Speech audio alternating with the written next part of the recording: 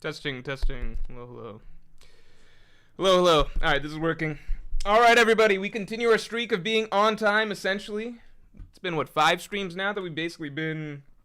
Yeah, like 5 streams, I think we've basically been on time. I was a minute late, I'll give you that. Alright.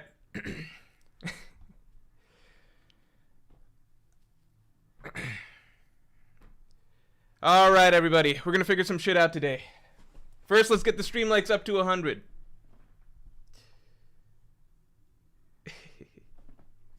Alright. Also, I think I saw there was a... Shit, there was a chat...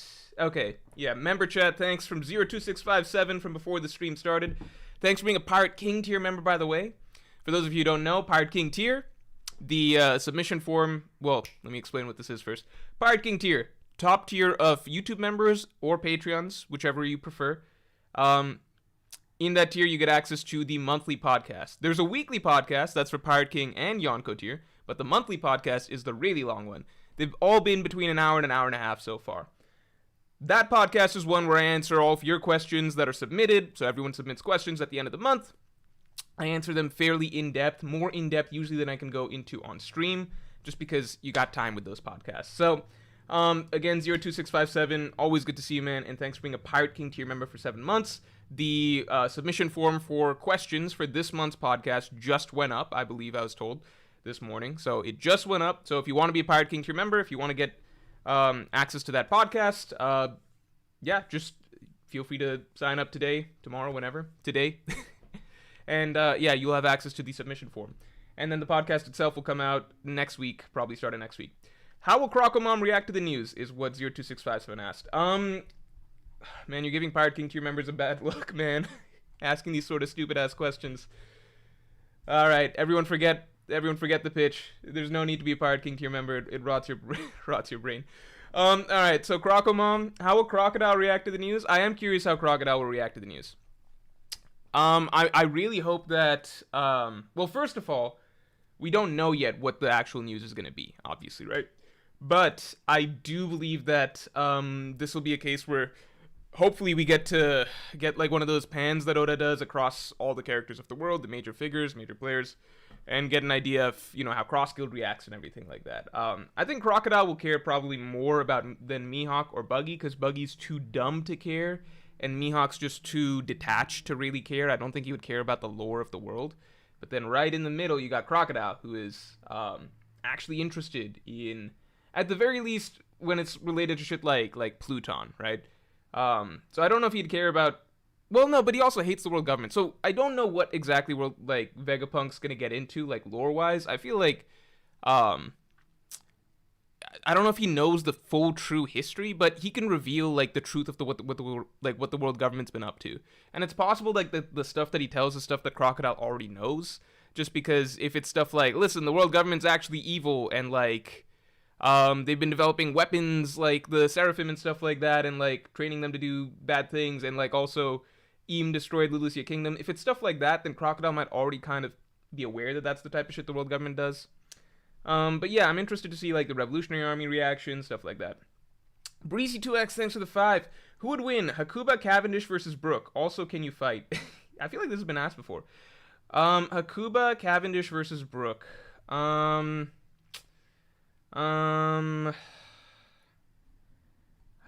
Cavendish versus Brook. I don't know, man. I'm actually curious. What do you guys think? Hakuba and Cavendish versus Brook. What do you guys think? As for the can I fight question, I'm starting boxing less. I've not. I told you guys at the start of this year I was starting boxing this year.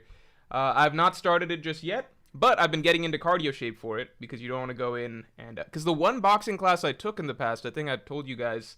It was fun. My Achilles tendon was still healing at that point in time. But one thing I remember is that like you need really, really good cardio for this sport. So I'm like running and stuff like that. So I'm getting my cardio up. So I'm trying to start next month. So ask me again in a month. I know I told you guys that I think before, but yeah, that's kind of the plan. I might start within 1 week, 2 weeks, or whatever. But I just want to feel like my cardio is very or at least very good before I do that sort of thing. Otherwise, it's wasted. Hakuba Cavendish versus Brook. I'm gonna do a poll for that. I'm actually kind of curious what you guys think, because I think it's hard to say. I feel like I would still give it to Hakuba, just more stuff to show, because Brook did speed blitz Big Mom, but it's like, it's also just like, I don't know. Big Mom is like, it was hard because like everyone was kind of getting their hits in on Big Mom right then. She was in a weakened state. It's just hard to say. I feel like obviously our bias is gonna be Brook, because we like Brook better. But I'm just curious. Hakuba versus Brook. I'm just doing Hakuba versus Brook. I'll say Brook can take Cavendish. How about that? But I don't know about Brook versus Hakuba. I feel like Hakuba's shown us more. Yeah, Big Mom, it's kind of just like so much shit happens to her. It's like Frankie riding a motorcycle hit Big Mom, you know? Like, it's just, I don't know what to say exactly. If we saw Brook take out one of the Tobi Roppo, I would say Brook, I think.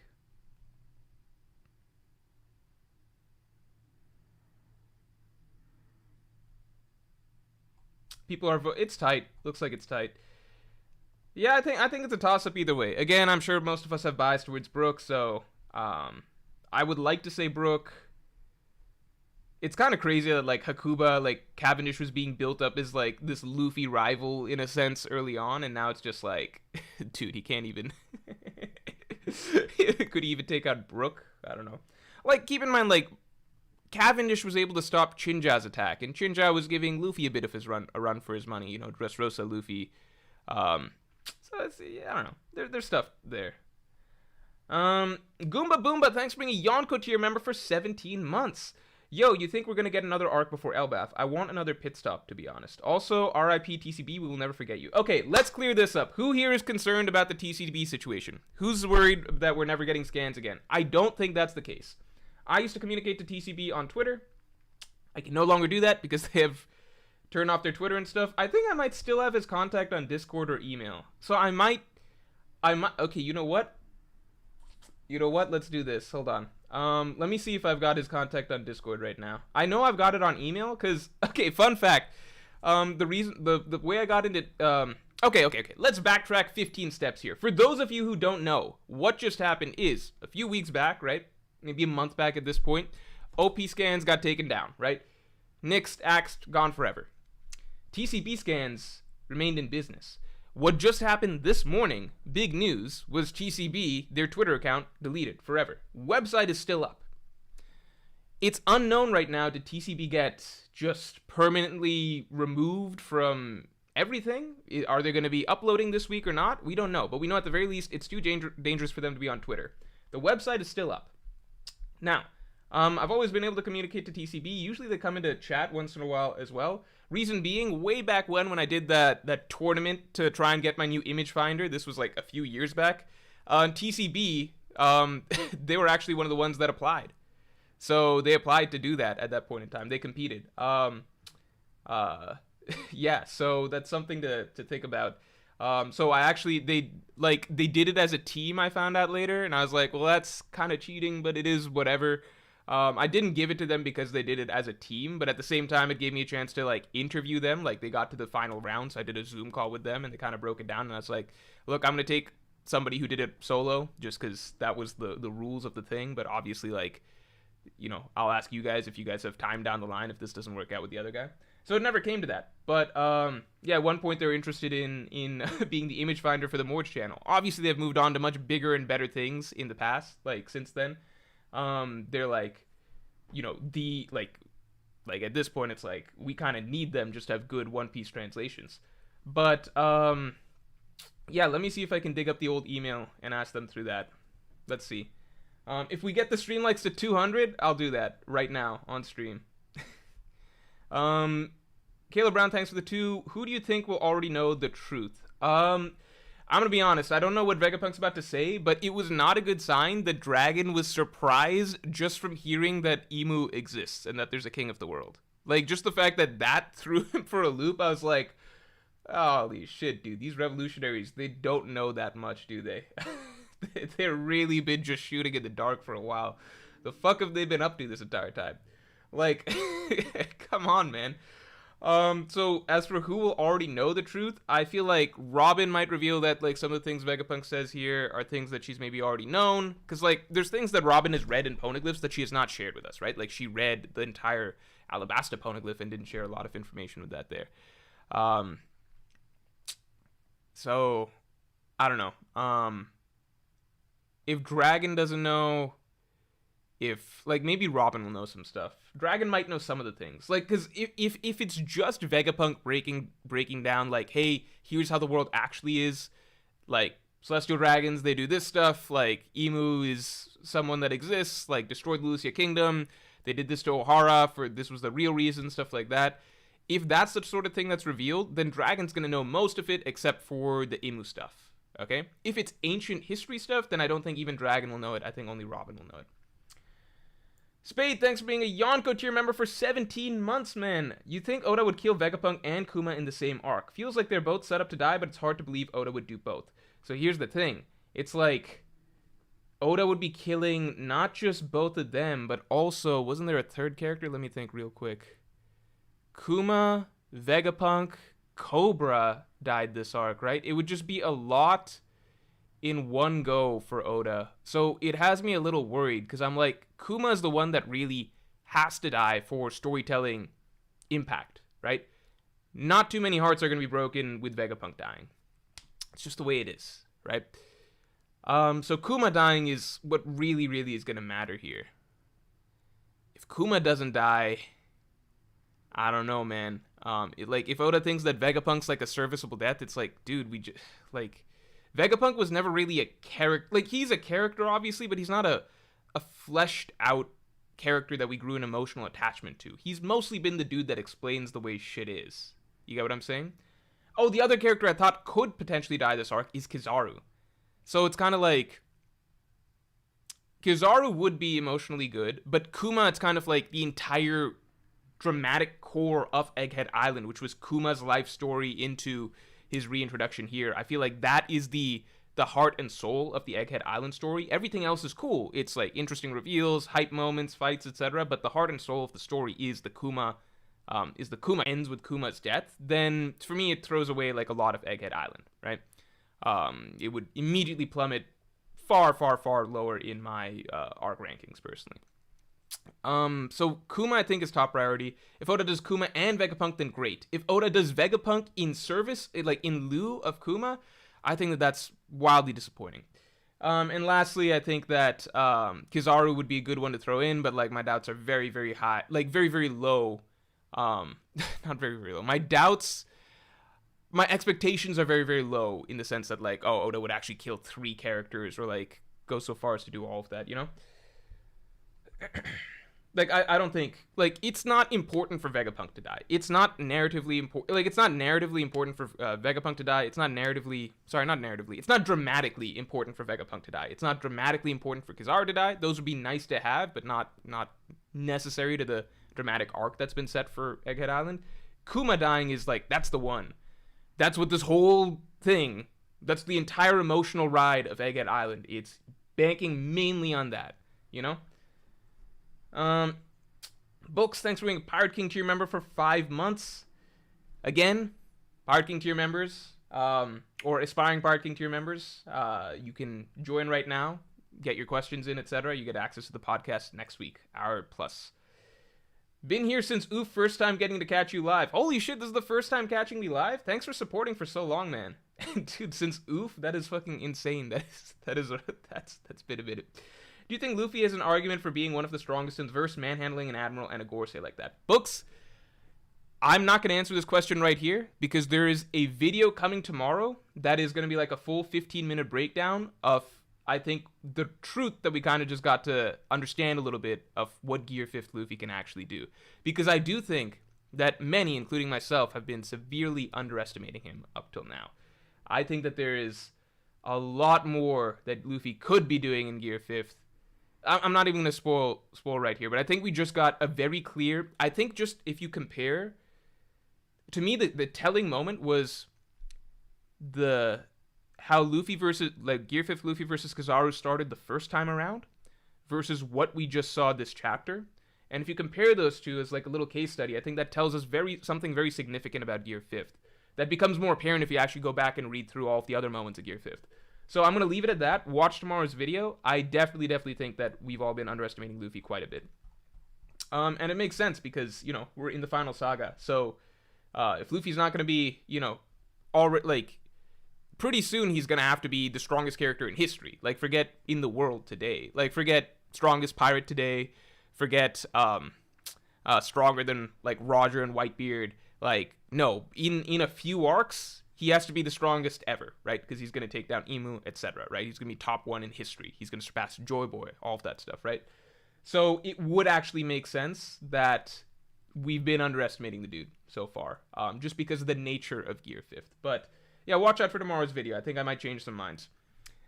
Then, and I'll also add, I think that the community has always, like, literally since I've always been reading, like, always had a tendency to underplay Luffy's strength, just for whatever reason. Like, I remember as the Dressrosa arc was going, like, people, like, it was almost blasphemy to say that Luffy could take Doflamingo solo. And then by the time Whole Cake Island came around and, like, Luffy was fighting Katakuri and stuff, it was more 50-50. It was like, you know what, maybe Luffy in Dressrosa could have taken Doflamingo by himself, like, the Gear 4 time limit, it's kind of shaky, stuff like that. A lot of people, like, really, like, a lot of people fucking dropped the series, I think, or, like, were borderline, like, close to dropping the series when Luffy beat Katakuri, and it was like, BS, he's nowhere near as strong, etc. But partway through Wano, you saw most people readjusting their opinions to be like, even before the rooftop stuff, like, a lot of people were like, yeah, by the end of Whole Cake, Luffy was essentially, like, on the same, like, neck and neck with Katakuri and stuff.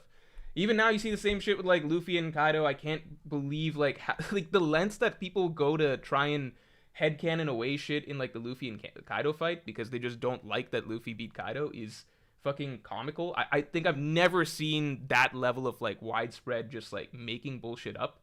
To the point it's like like even just the like, forget the island flame stuff, which is just blatantly disproven in the story. It's like people will argue, well, Kaido didn't have to fight like clash with Luffy's Bajirang gun in like a big clash. Like, he didn't have to do that. It's like, holy fuck. Like, this is just borderline, like, this is like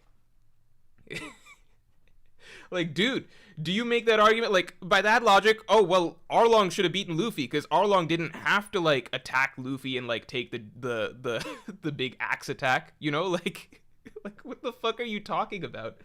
Like, Doflamingo didn't have to try and clash with King Konga. Like, dude, this is how, like, Mr. One didn't have to, like, try and take Zoro's Shishi Sansan. He could just, like, fucking ran away till Zoro bled out. Yeah, he could have. Like, how fucking stupid is this idea that Kaido didn't have to take Bajirang gun? This is how, like, if you're saying that for this argument, then you have to go through, like, all of Shonen history and, like, throw away a millions of fights to being like, well, you know, like, Cell could have just fucking, like, Cell didn't have to lose to Gohan because, like how many like, this is just how the writing is. This is like, what the fuck? Like, does Oda have to lock Kaido in like a in like a box or something where the only two things are himself and like Luffy with his Bajirang gun? And now it's like, okay, yeah, you know what, now it makes sense that they would end the fight with a big clash instead of just the logical argument being like, oh wait, this is how all One Piece, like, not all One Piece fights, but this is how, like, a shit ton of One Piece fights just naturally go that nobody ever, like, tries to make headcanon excuses about. You know? Same with, like, how many other, God knows how many other shonen fights. Like, I mean, if you're arguing that, then you gotta be arguing that Arlong is stronger than Luffy. Like, Arlong is stronger than East Blue Luffy. It's just the same thing. It's so fucking stupid. Anyway, let's keep moving along. But yeah, I do think that fandom's just, like, for whatever reason, the One Piece fandom is obsessed with the idea of, like, Luffy being this underdog, when it's like, no, dude, look at, like, some of the ways that Oda's been portraying him now. Like, Luffy's him. Like, Luffy's the Pirate King. Like, he's not just the Pirate King. He's the dude that's gonna bring the dawn of the world. He's the next coming of Joy Boy. Like, give him the respect he deserves. Like, he just showed what he can do when he's serious in Gear 5th, right? Wait for tomorrow's video.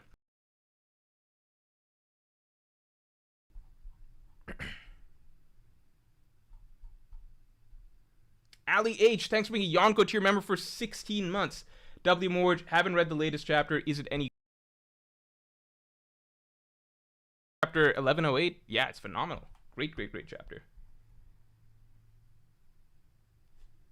Efrain Ino says Kaido challenged the Bajirang gun. Yeah, as in, like, literally all fucking fights that the option to run away and like hide and shit. Mr. One could have fucking ran away while Zoro was bleeding out, but instead he took the Shishi Sansan because Mr. One was like, yeah, no one's gonna cut me.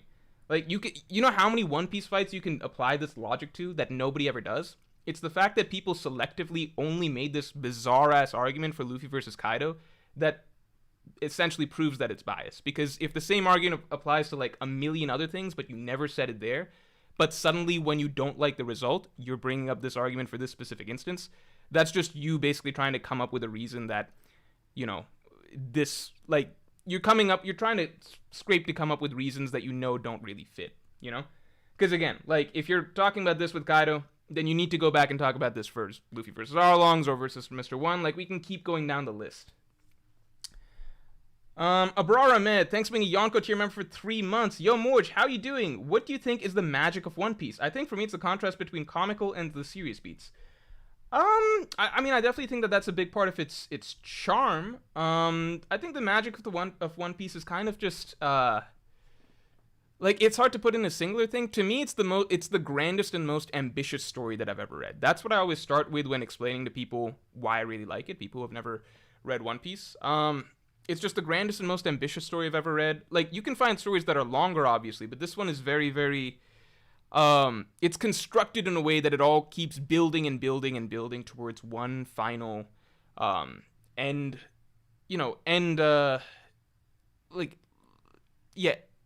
final ending conclusion that clearly is going to tie the whole thing together. So it's a story that grows and grows and grows, but with always like a very clear vision. And then, of course, you get into the world, the emotional writing that comes with the story, the comedy, the zaniness, the mixing of different things, you know, the mixing of different genres and such throughout it.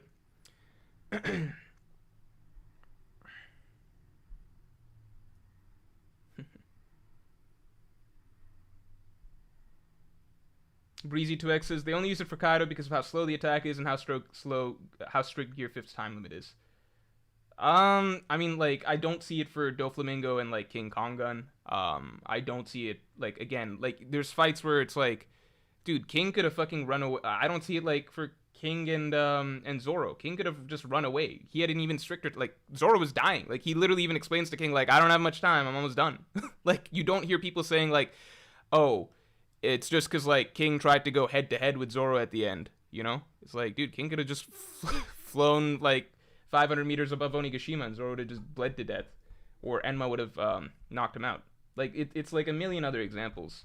There's other examples you can find of, like, slow wind-up attacks. Like Luffy's axe against Arlong was a fucking slow-ass wind-up attack. Like, it just goes back to the fucking beginning of the story. It's just with Bajrangan that people have it in their head that, like, no, there was something off about this. Like, why didn't Kaido just insert, like, fan fiction here? Like, dude, what are you talking about? Have you read a shonen fight ever?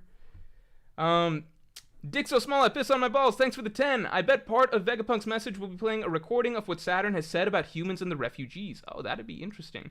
Karma reflecting on Saturn from the you didn't check for cameras moments. You know what's funny is that in the real world, if we had like dialogue that played like that, people would kind of just be like there'd be outrage for a bit, and then like a week or two later, like it wouldn't matter. Like no one would say anything about it. Like it would just be forgotten. It would kind of just fade into whatever.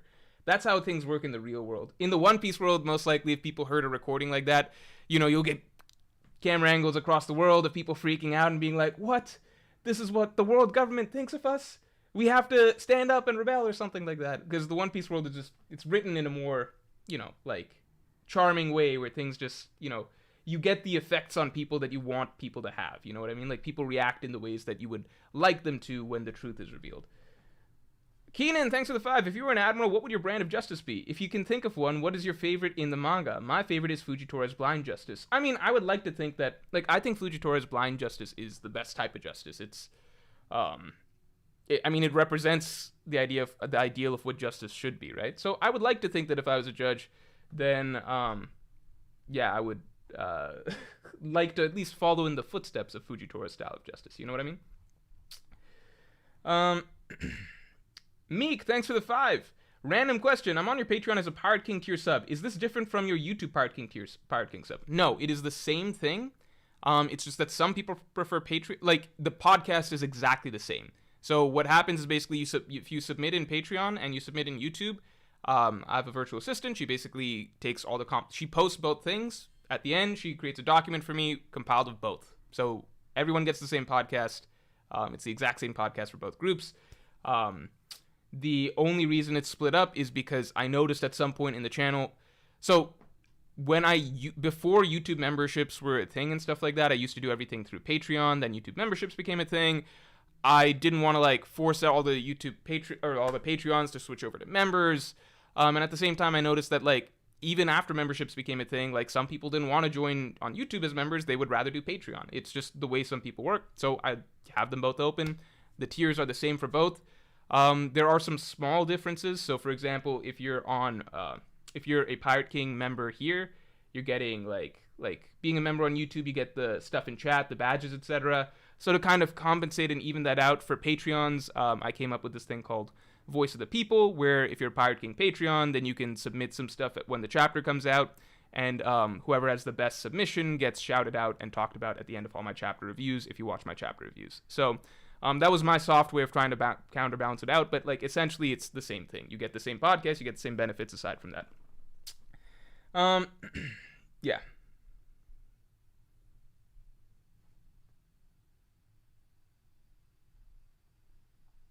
MPA Slick, thanks for being a Yonko tier member for 16 months. Senor Morj Freeman, what's good, I can't say that. I really hope you've been well.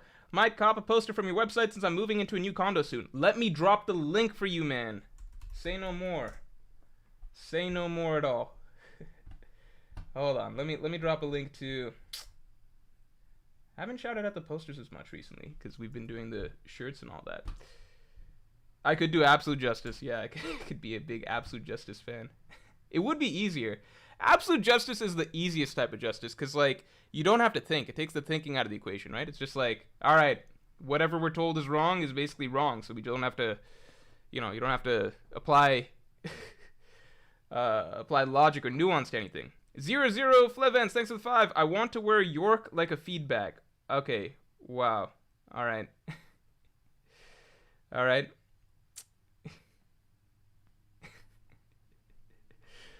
Okay. Yeah, let me see if I can find TCB's thing. Let's see if I can email him right now.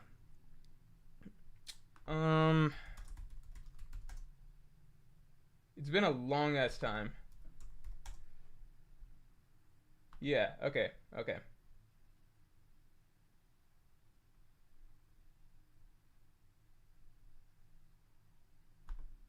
I'm not gonna dox their email.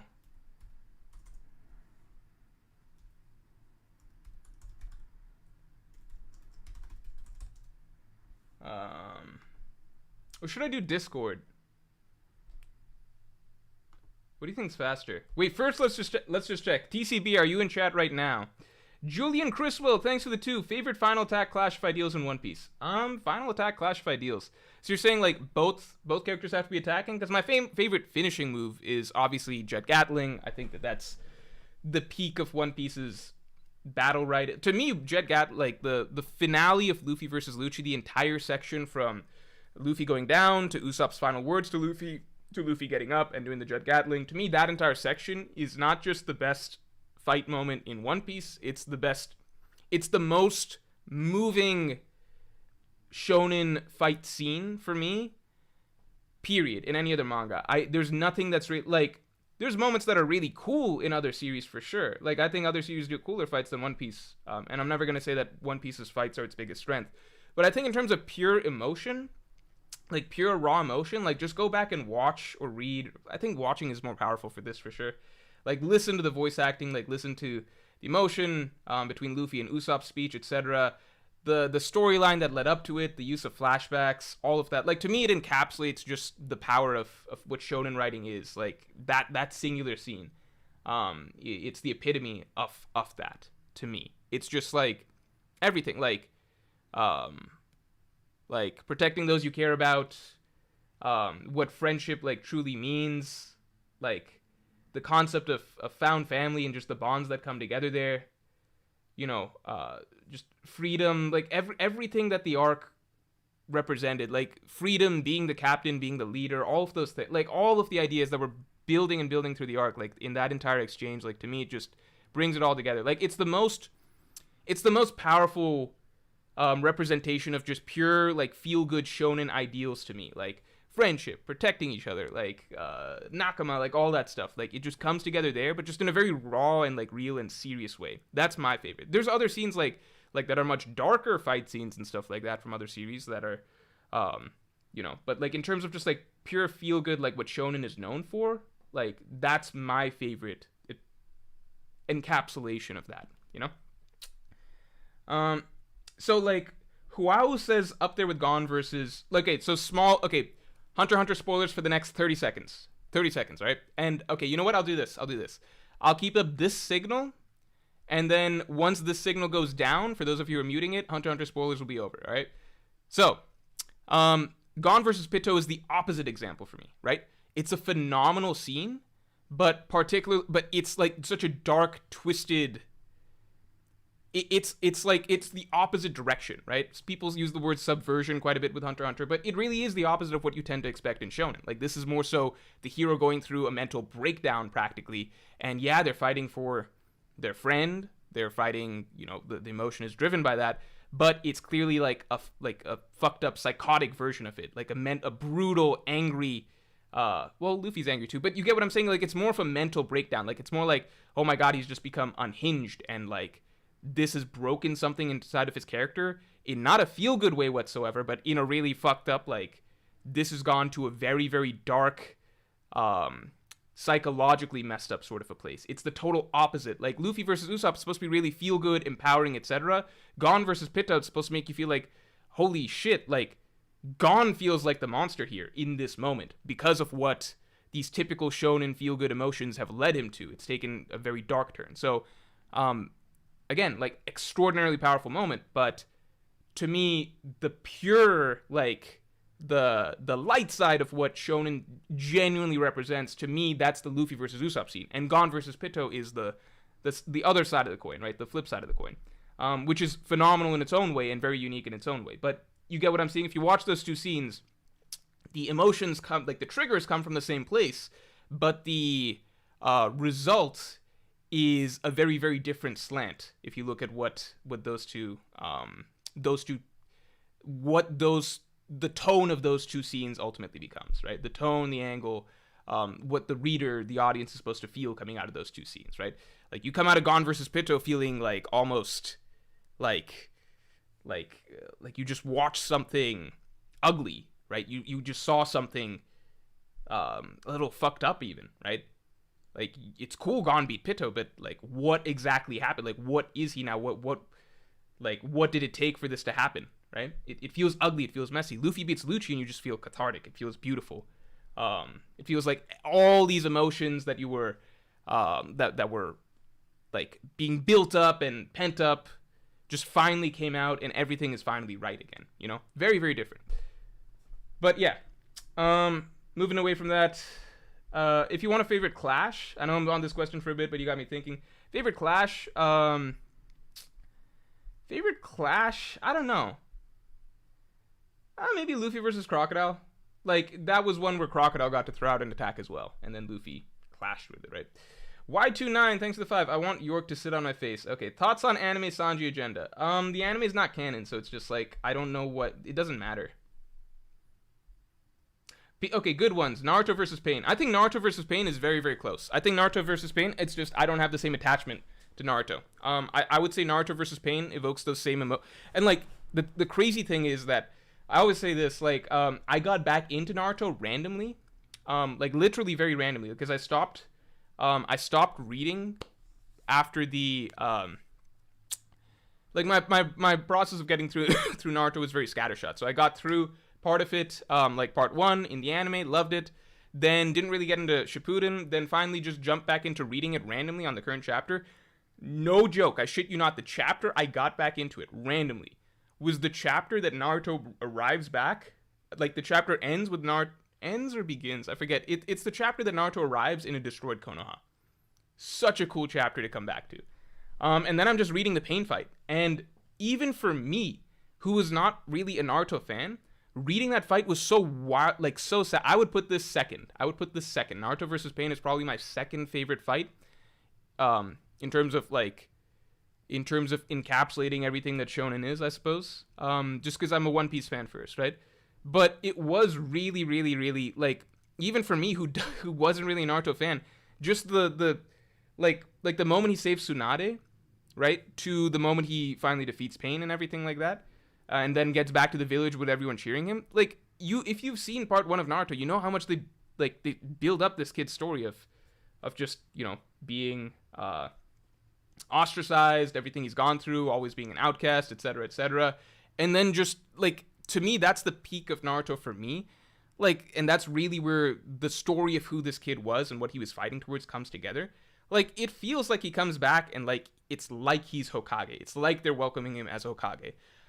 I've always felt like the Fourth Great War suffered to me in a little bit of a sense in that it felt like everything that was the story, the emotional journey of Naruto that I was invested in was concluded with the Pain arc, where it's like he was here, this outcast, loser, thought to have no talent or anything like that, not a skilled ninja by any means, always behind everybody else, nobody liked him, to coming full circle to he's literally single-handedly saving the entire village while they watch, against unstoppable odds, and he's doing it like he's like a fully realized version of himself.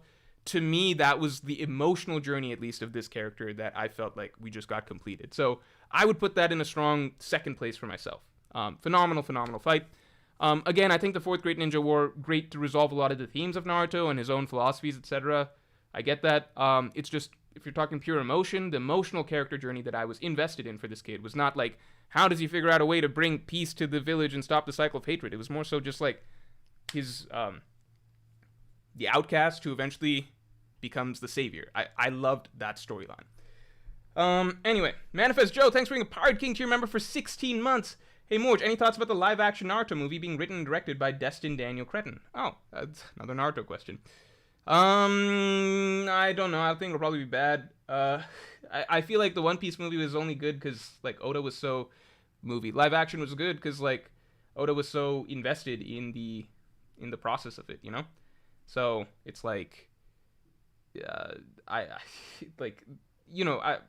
heard the things about the Avatar live action. I haven't watched it, but it probably just goes to show that, like, if you leave it in the hands of random people, it's just never going to be good, Peter Falk, thanks for the 5. While I want to see Luffy throw his weight around as Yonko, do you think we're overthinking this one panel's potential reflection of his strength? I would say yes, if not for other evidence that I think also exists. So, again, watch tomorrow's video. Definitely watch tomorrow's video. Yeah. The Black Blur, thanks for the 5. Since the Blackbeard Pirates unlock fast travel via Van Augur Warp Fruit, do you think the Strats will also unlock fast travel via the Pop Fruit? Again, I've been on the Vivi train. Kurokami Najima says, nah, Ichigo showing up to save Rukia and Soul Society. Dude, this is so funny because, like, sometimes, that, for me, I would put that number 3. Like, and I'm not just saying that to say that, but, like, literally you just went through the big 3 and singled out for me what was the peak emotional moment for me in terms of feel-good shonen stuff, right? Like, I'm not talking, like, Ace's death, which is, like, dark stuff, or Whitebeard's death, or, like, stuff like that. I'm saying, like, pure feel-good shonen stuff, like, encapsulating the essence of what the medium is. I would say, yeah, Luffy versus Lucci, the finale of it. I would say, like, if we're picking from different series, I would say, yeah, Naruto versus Pain. Both his arrival at the village and then the finale of it, right? Ichigo arriving to save Rukia, 100%. For me, that is my favorite, most emotionally powerful moment in Bleach. Just feels so fucking good, and that helps, like, Bleach has an unfair advantage because it has the best music of the big 3 by far, right? So I don't remember the music right then, but, like, music kicks in once Ichigo's, like, just beating up the lieutenants and shit. Yeah, like, let's see, other stuff. Yeah, if we're shouting out shit, like, again, I don't even like My Hero that much, but, like, United States of Smash. A little bit of a different category, because it's, like, more so mentor, his kind of stuff, like, it's his moment, but, United States of Smash is definitely up there. Yeah, there's moments like those, you know what I mean? Like, just pure shonen type writing, that sort of stuff, like, the emotions that you generally associate with those sort of series. Hunter x Hunter has like almost none of that because it's just not that type of story. Like I think the closest you'll get is shit like in like Greed Island, I guess, like Gone and the volleyball match or something like that, maybe. Like, you know, more traditional like heroes with the power of friendship and stuff. Like, I don't know, like maybe not even the volleyball match. I don't think Hunter x Hunter is that strong for moments like that personally. But that's not to say Hunter x Hunter is not great. I just think it's phenomenal at all the stuff that these other series are just not as interested or not as good as. Like Hunter x Hunter, I think it's more interested in things that are more complex than the more pure shonen style writing of these other series. You know what I mean? The Final Storm, thanks to the 5. Zone Awakenings are different. Shaka, Gorosei, Kaido all hint to why he's laughing so much. People just overlook it. Luffy hasn't mastered Gear 5 yet. So I've got a take on that. Again, like, I think you could argue that he hasn't mastered it. I think you could also, again, like, okay, watch tomorrow's video, and then I don't know if there's something necessarily for him to master, or if there's, I think let me get my stance out first in video format tomorrow, and then we can discuss, like, has he mastered it? Like, what's the actual, like, what's going on here exactly? Because I'm not necessarily saying that he has mastered it. It's complicated. I think a lot of it, like, okay, I'll say the hint is that basically a lot of it, I believe, comes down to the mood that he's in. And I do think that Gear 5 automatically, naturally shifts him into a certain mood that makes him easier to fight. But that doesn't mean that that's actually his full potential. Snap, thanks for being a Yonko tier member for 17 months, man. Polmouth, thanks for being a member for 17 months. Tom, thanks for the 5. One of my favorite OP moments is when Usopp is planning on lying to everyone about Chu beating him, but then starts crying and gets up. Gives me motivation. Yeah, that's I would call that a shonen type moment. I love that moment a lot. Usopp's great for those type of things. Huawu says that's what makes Hunter x Hunter so interesting, in my opinion, for shonen. Yeah, Hunter x Hunter, for me, it operates in its own category. When I talk about like shonen stuff, I usually am not thinking of Hunter x Hunter. It's not like to disrespect the series. I just put it into a different category, basically. If anything, I think having its own, yeah, I think having, like, being its own thing, I think is makes it more unique than just being like another shonen series, basically. Like Chainsaw Man, I would say the same thing. I don't think it's like reached the heights of Hunter x Hunter yet, but it is very, very, I mean, it's not even published in the shonen manga anymore, so like it makes sense. Like, it just didn't fit in that format. Okay. Yeah, we can talk about the Gorosei. Oh, wait, I got to message TCB, because now I legitimately want to know. I'm just going to say, all good, question mark. Hey, man, saw your Twitter account went down. I'm hoping this is because you voluntarily deleted it to be safe and not because anything has happened to you guys. Just checking in. Hope you guys aren't in trouble or anything. Thanks for all the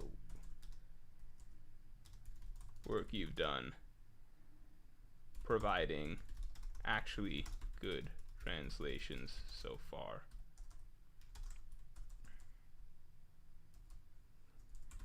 For the community so far.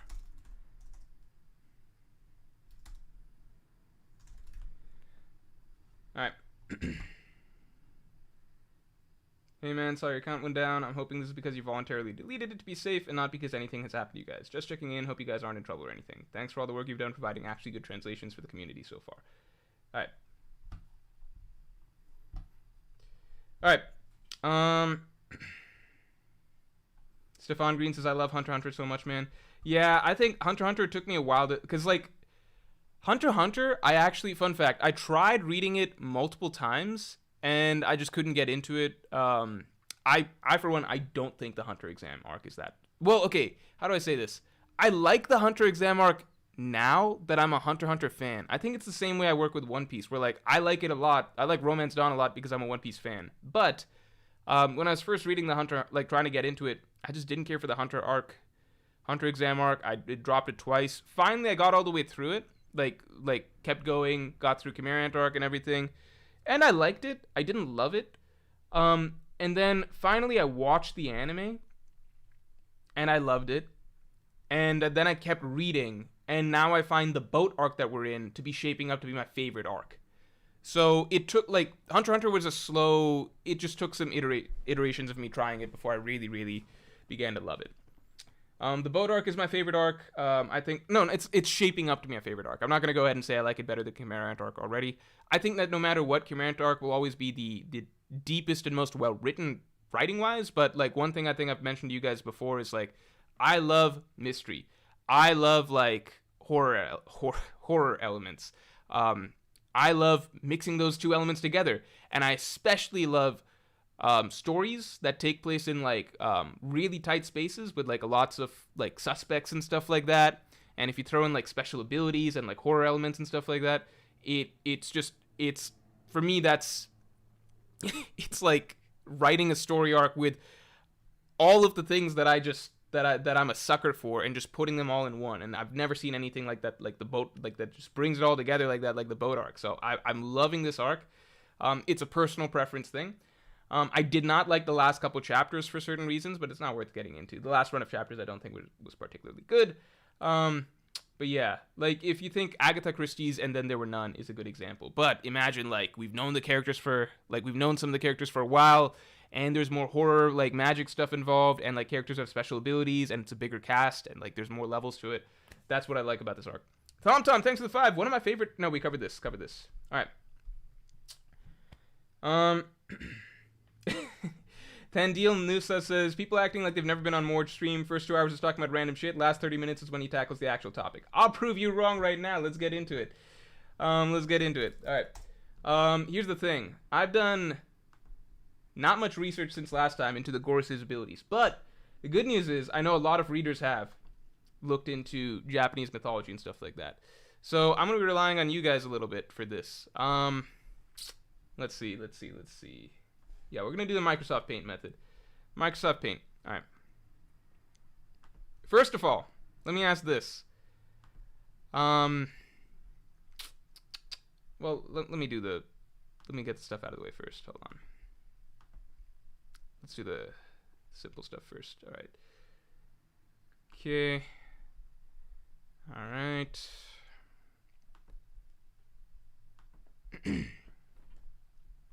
All right.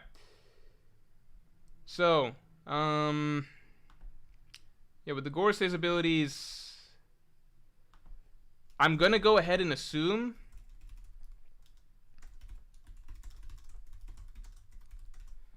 we're gonna make some assumptions here, right?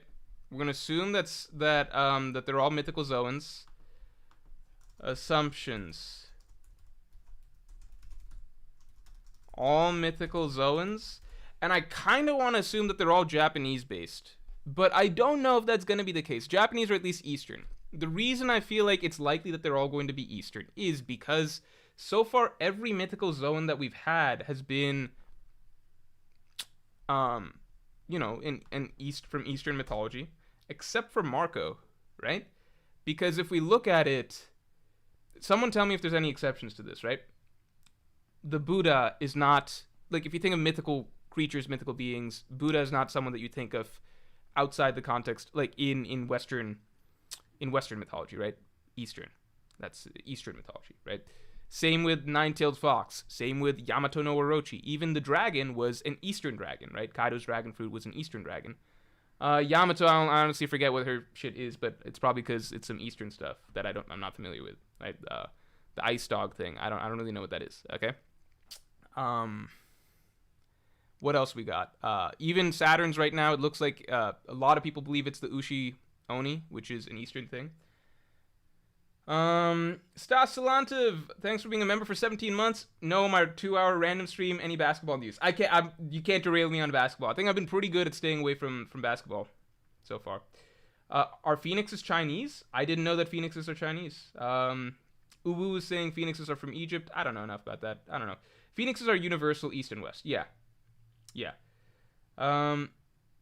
Yeah, the Nika fruit, as Sammy says, is the only one from the mythology of the One Piece world itself, so we don't really count that. Yeah, let's see. The next 15 minutes is just Morj figuring out how to do it in paint. You wouldn't be wrong. Julian Criswell, thanks for the 2. Top 3 power-wise in One Piece. And why is number 1 Enma JKJK? Top 3 alive or top 3 period? Let's just say alive. I hate this question, man. Emu. Let's ignore the Gorosei for the moment because it's just hard to scale them. And people will get mad. Like, people will get mad. Let's just say Emu, Gorosei not included, and then the next 2 to... I'd say the next candidates, I'd say there's 5 candidates to make up the rest of the top 3. No, I would say Emu 1, Dragon 2. I'm gonna go ahead and say that. Emu 1, Dragon 2.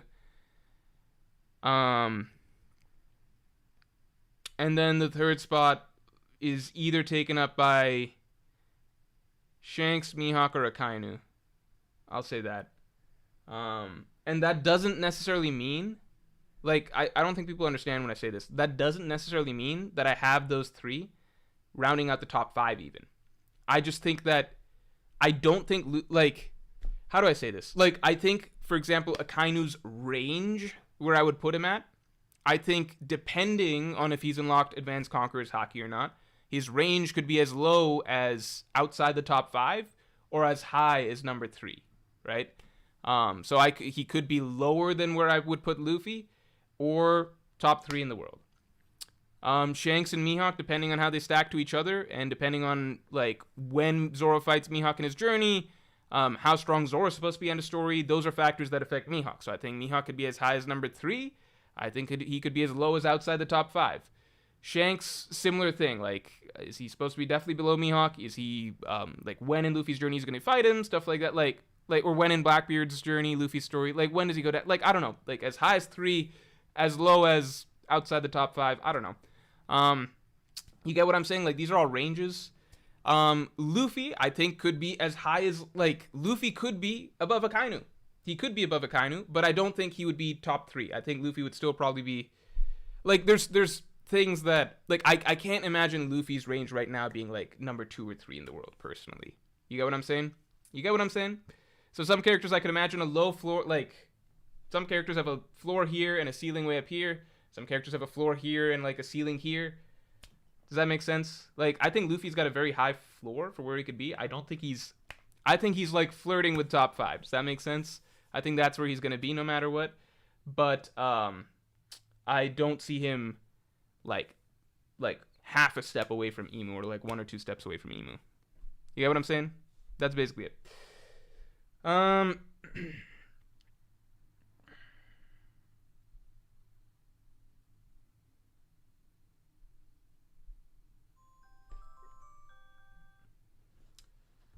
Shit. Hold on. 1 second here.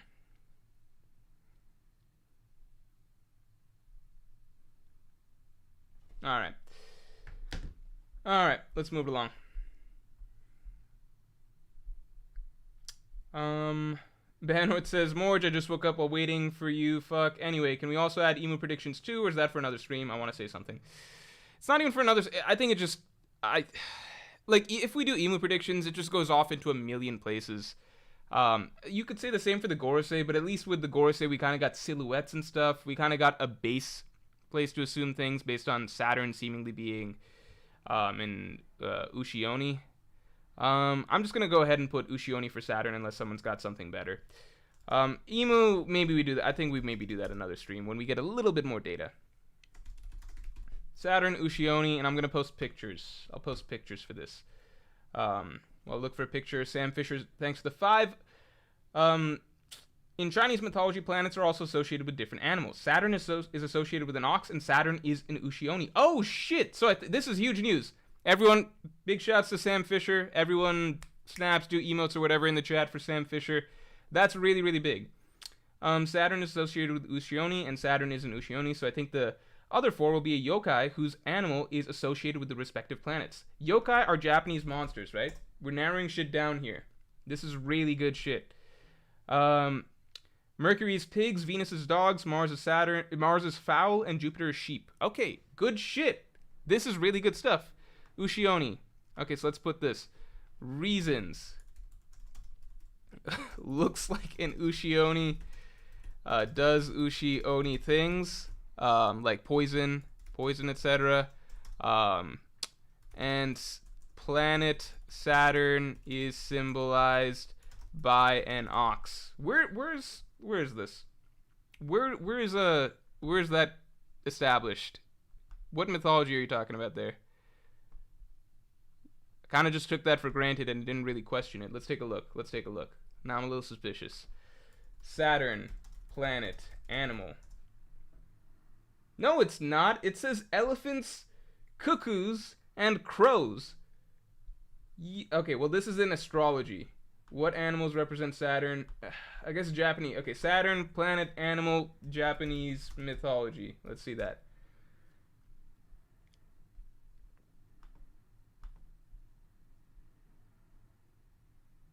Where can someone tell me what mythology the Saturn ox thing is? Because I would love to roll with that, but I just don't know if it's true. Uwu, thanks for the 2. Do you think one of the Gorosei would be a Tengu? There was a minute where I think myself and a million other people thought that King's fruit would be the Tengu fruit, and then we were all disappointed when it just turned out to be a fucking pterodactyl. Good news, he turned out to be Lunarian, so it was still interesting. But for a minute there was just like, all right, so Zoro's hyped up opponent for the arc is just a fucking pterodactyl. That's like about as exciting as a mammoth, which Jack was. Like, it doesn't really mean anything. Chopper Man, thanks for being a Yonko tier member for 4 months. Off topic, been reading since Fishman Island, and it's hilarious. Caribou has been stowing away my entire adolescent and adult life to be a Blackbeard fanboy. That actually is really funny. That's actually really funny.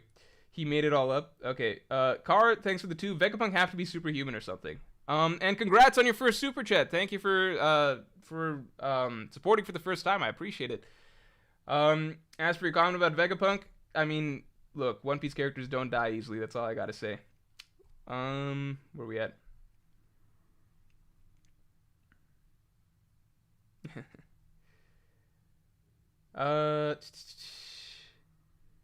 Light Skin Luffy, thanks for the 2. End of story, Robin or Saturn? Saturn.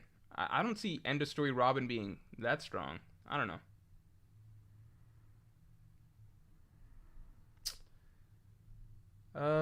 Remix King, thanks for the 5. Speaking of Phoenix, with the current injury of Beal, Warriors and Lakers resurgence, and Luka MVP season, who do you think makes it out of the playoff? Who makes it out of the play-ins? I have not been tracking that closely, and I don't want to derail too much. I don't know, man. I like to think, just for interest's sake, I would love to see the Mavs make it out of the play-ins and, like, make some waves in the playoffs. I don't, like, I'm a LeBron fan, obviously, and Steph's my second favorite player, but they've already had such long tenured careers. I don't need to see them necessarily, like, win a championship this year. I think it'd be cool to see, like, I would love it. I would support it if they started making a run, but you know, like, their legacies are secured. I've seen them both win when I've been supporting them. It'd be cool to see something new. So, yeah, let's say I'd like to see the maps. Car, thanks for the 2. Vegapunk have to be... No, we covered this. The Black Blur, thanks to the 5. How about Venus Juro and that being a Mikoshi Nyodo? They appear as a traveling monk that carries some tool like a bucket or a lantern, so his sword. Let's see, Mikoshi Nyodo. Let's see. Mikoshi Nyodo. I gotta show you guys what I'm looking at. Alright. Yeah, I can see it. Alright, let me show you guys this shit. This is hilarious. You seeing this shit? I mean, you're not wrong. Jaren's Rambo, thanks for the 2. What do you think Oda's goal is with Kid? His purpose? We don't talk about Kid. I like to think that there's some story in there for Kid. I might be... Hold on, let me move this a little bit so you guys can see better. Yeah, like, with Kid, I like to think that there's some powerful character story. Maybe he can become a significant rival, spice up the game, do something significant, maybe something even against the world government or something down the line. Like, maybe there's some big lesson he needs to learn, and he comes back having unlocked Advanced Conqueror's Haki and shit like that. I don't know. It's a hard one, though, because you could just as easily remove him from the story, and it feels like nothing is lost. But I would say that the fact that Oda is doing so much with so many of these side characters, like Kobe, in the last 15 chapters, is suddenly... We've gotten so much more for Kobe in the last 15 chapters, and it's clear that Oda had a really, really long-term plan for Kobe, right? We're getting stuff for Aokiji, for Kizaru. I find it hard to believe that Oda wrote Kid and gave him so much time and energy and, like, such a prominent role at the conclusion of Wano, and then just, like, turned out to not have any plans for him, because he's had plans for so many other characters, like Kuma, Bonnie, you know? And Kid was one that he explicitly said in the interview he had plans from the beginning. Like, he already imagined, like, a long-term storyline for Kid. You could say that Kid being defeated here, like, oh, that's like a lesson, like the level of the New World, or like what it takes to become Pirate King or something. But it's like, but that was already done in Wano. You could have just had Kid lose to Kaido like he did the first time around, and just, like, defeated and crushed, and then that actually helps frame Luffy's story in Wano. Like, you know, it's not really it's like, okay, so Kid loses to Shanks, and then, like, Shanks, when he meets Luffy, is gonna give him, like, what, a pat on the back. Like, if the goal for Kid is to do that, like, to crush him, to show how difficult it is to fight a Yonko, it's like, well, you could have just played that up more in Wano. Then, you know, why have Kid actually succeed? Like, it's just took up a lot of space, didn't really do much with the character. Not really a lesson to be learned, even, because, like, Luffy's so far so successful, you know. It's not like he's gonna lose to Shanks or anything, as far as we can tell. Like, I don't know. JP, thanks for the 5. Vegapunk shot through the heart. Earlier moment in the arc shows that he can make organs. Ooh, yeah, I'll believe he's dead once they explicitly say it. I mean, I was saying that last stream that, like, I don't think that Vegapunk is dead from any of this. You know.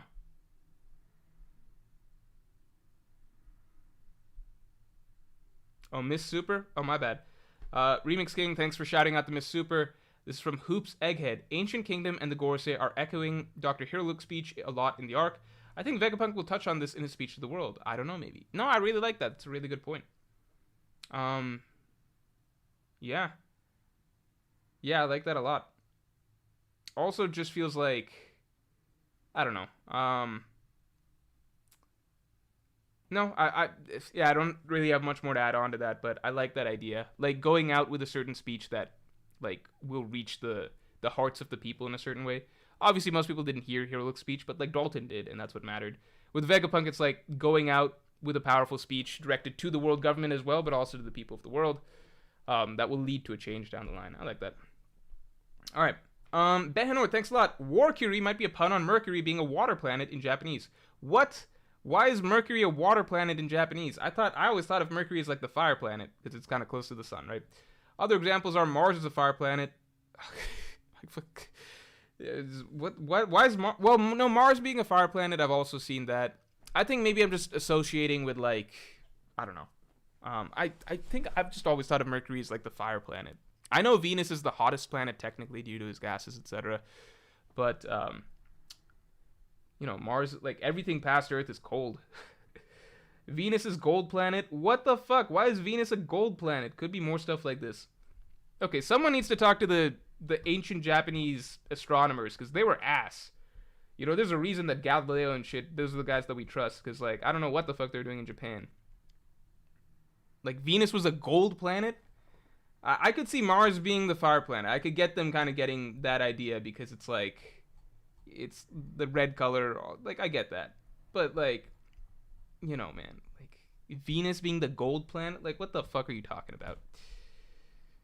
Alright, so looking more, a little more at this dumbass. Shit, what the fuck is this? What is this, man? What are we looking at here? This Mikoshi Nyodo. Imagine you're in the one... Imagine you're in the One Piece world.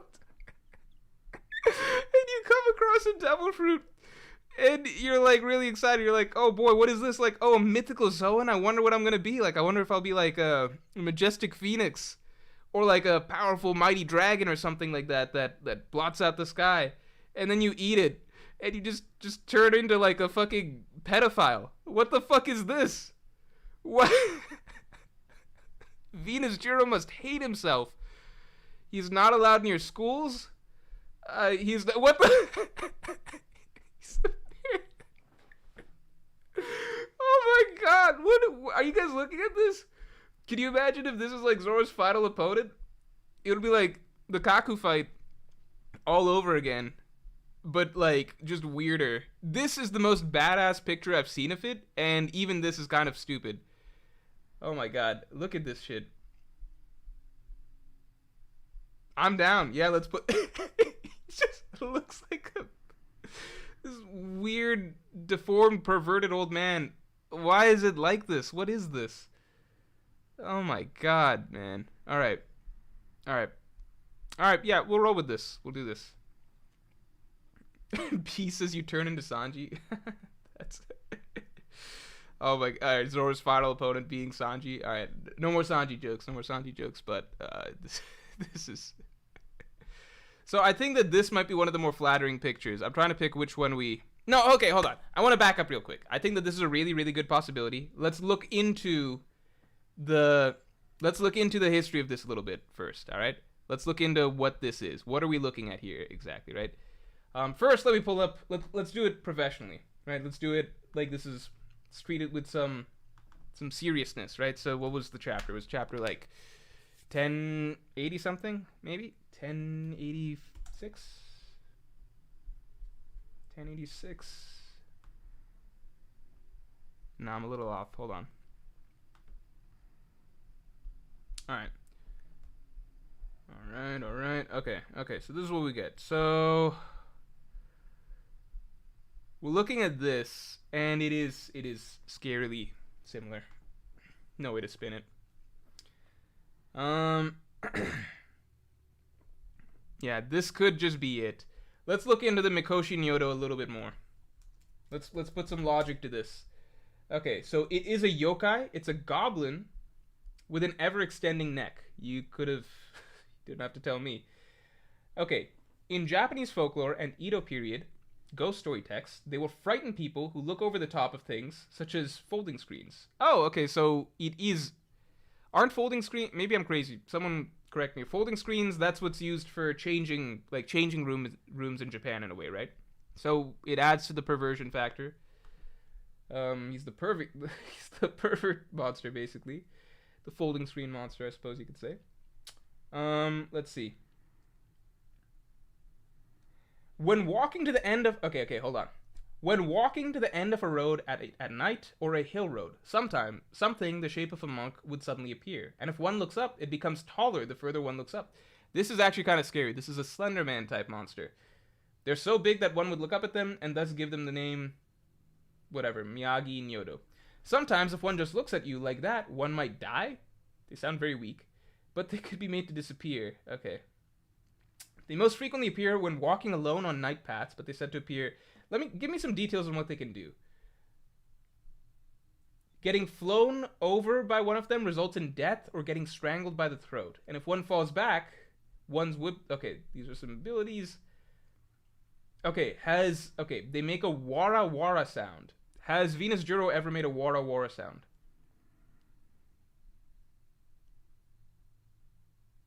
Some of these details are like too specific, it doesn't really matter. You should lower one's vision. If one instead looks at the head, one will die. Yeah, a lot of height related things, eyeline related things. True identity. They're animals that possess the ability to okay. Okay, I mean, we got enough here. It doesn't seem to specify any particular abilities. Not like the Ushioni, which is a little disappointing. I kind of want to know the abilities that it might have. Just extending its neck. Getting taller. Sometimes it has 3 eyes. Oh, interesting. They almost... Okay, hold on. In many kuzasoshi, I guess, literature, pieces of woodblock literature. Okay, in many stories that had a theme on yokai... Alright, this is interesting. They almost always appear as the chief yokai.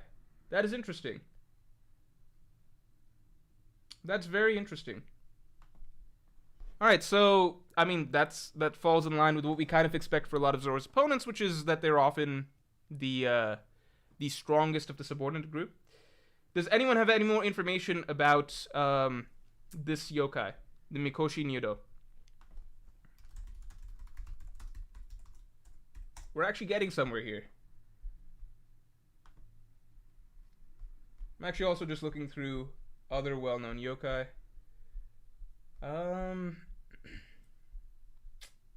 It doesn't seem to be one of the most well-known ones, though, because I'm looking at this article, most well-known yokai, and it's not popping up. Okay. I'm not going to paste a picture. If we paste pictures, I think it gets the Microsoft Paint thing is going to get a bit too packed because we're going to do multiple options for these.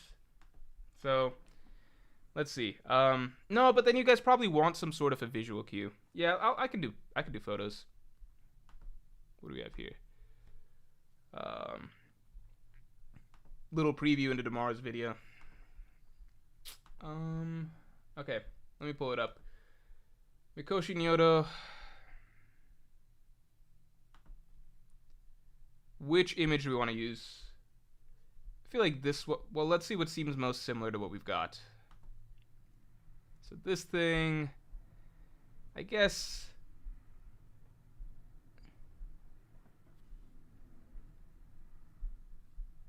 I could use this one because it's the funniest. Actually, this one's probably the funniest, but... Yeah, I'll use this one. Alright.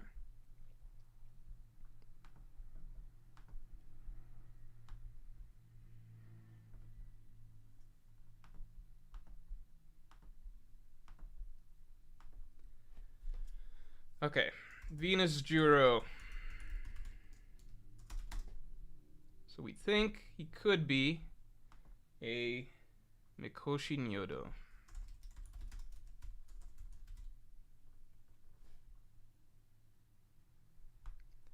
Mikoshi Nyodo seems similar in appearance.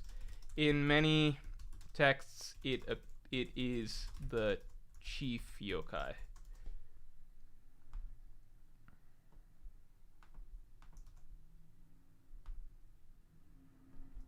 I'll get the Ushioni in here as well while we're at it. I mean, Ushioni is not super popular either, it looks like, because from what I'm seeing here... Yeah, like the article I'm looking at doesn't list Ushioni either, but apparently that's popular enough for it to be Saturn's inspiration. Does anyone have an alternate take for Saturn, by the way? I think we've all just kind of assumed that he's an Ushioni, but might not be the case.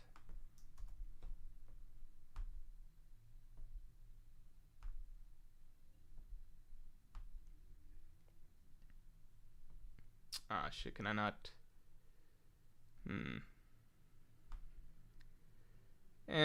Whatever. We don't need the assumptions thing. Alright, so this is an option here. Let's keep it moving.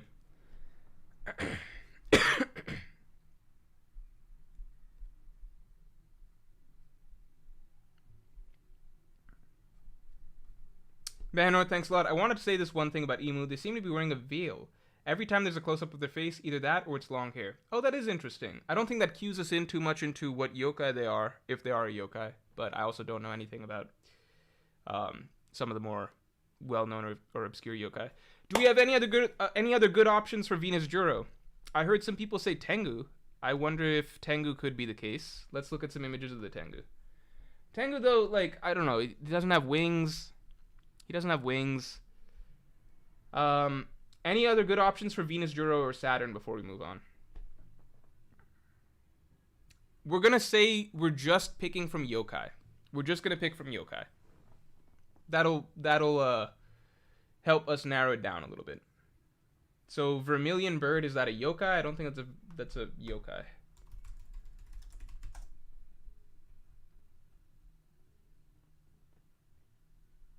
Again, it's entirely possible that the other ones are not yokai, that it's just Saturn. That's entirely possible. But for the sake of this stream, let's see if we can try and do that. If it's too difficult, then we can expand it.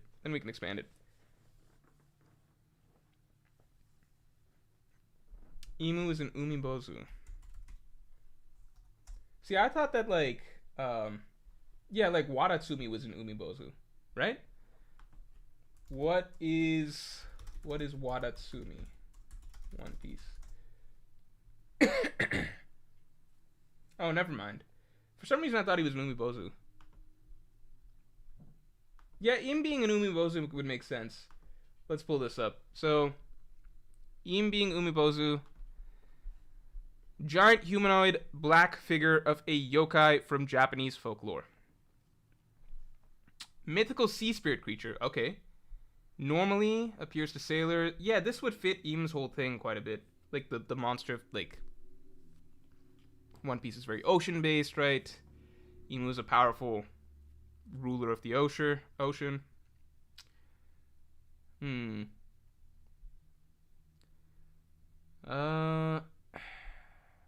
Let's see. Is there anything that stands out here? The weather, the effect of weather.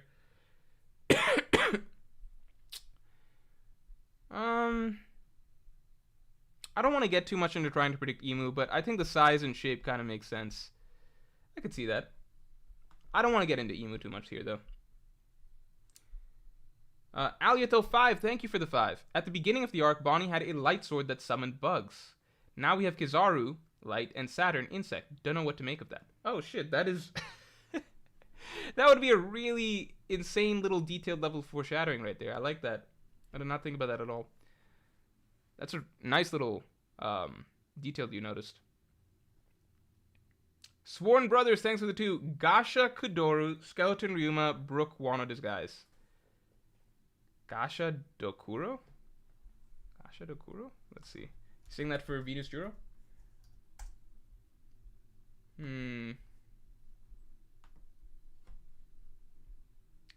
It's just a big skeleton type thing. What are you suggesting that for? Emu?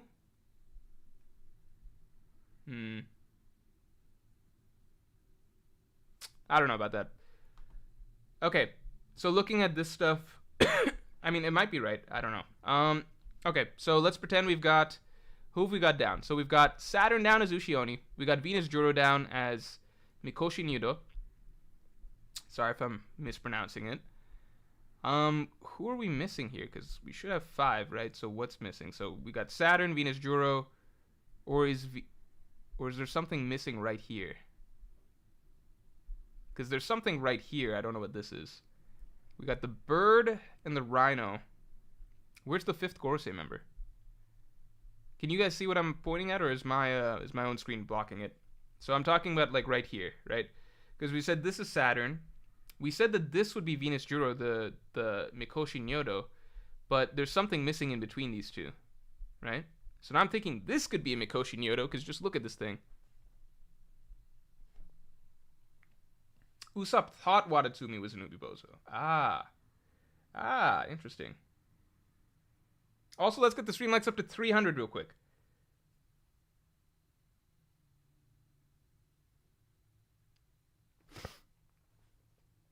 Yeah, Emu does... Alito5 is pointing out that Emu does have to have some arrow-related power, because that hit Cobra.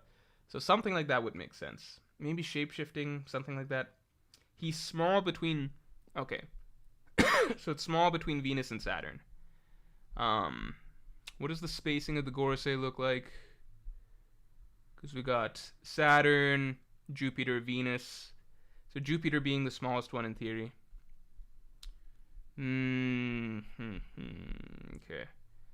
Alright, let's look at some more yokai. Let's see if we can get an idea.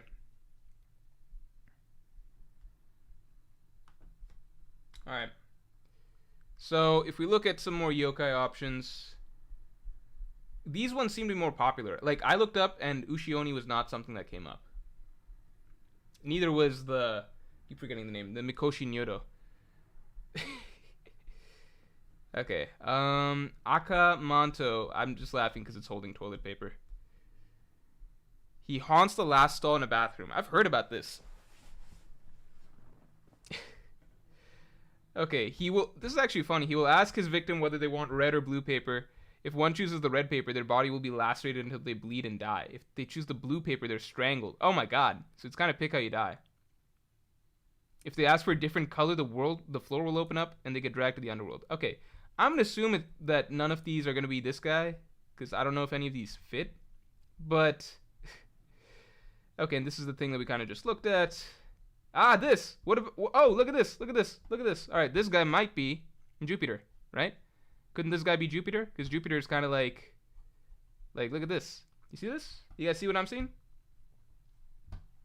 Tom, thanks for the 2. If you could pick 5 Hindu beings for the fruits. Oh, that's fun. In my opinion, I think Hindu mythology is the most fun mythology to read about. It's my opinion. Partly because it's just very, very, very, very old and very, very, very vast. Like, it's just, like, Indian stories are, like, Hindu stories are, a lot of them are like, it's a lot like Greek mythology, but, it's almost like Hindu gods and, like, their fights and their battles and their wars and, like, their demons and, like, heroes slaying demons and stuff. Like, there's just a lot more content there than Greek mythology. And also it's like, I don't know, it's almost like, I don't know, a lot of the stories are very, like, almost manga-esque, like old school manga-esque. It's hard to explain. I told you I used to read these like Hindu comics, like, that were called Amar Chitrakatha, and they almost read like superhero comics or manga, just because that's kind of how, like, Hindu mythology works. Like, it's a lot of, like, action and battles and, like, epic adventures and stuff like that. But yeah, again, it's just the number of gods, the world, like, the number of heroes, etc. It's just a lot vaster than, like, even something like Greek. It's like Greek mythology but scaled up, basically. That's how I always view it.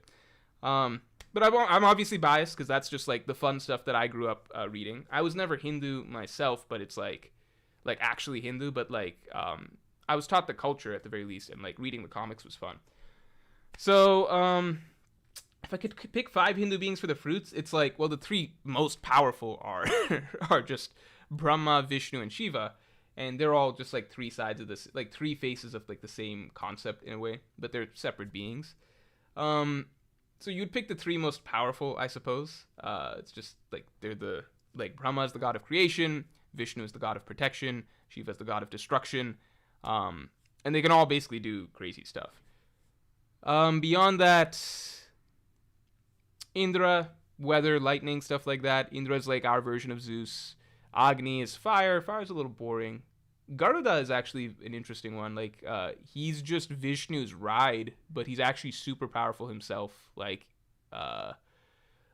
okay, so get this. So basically, Garuda, single feather.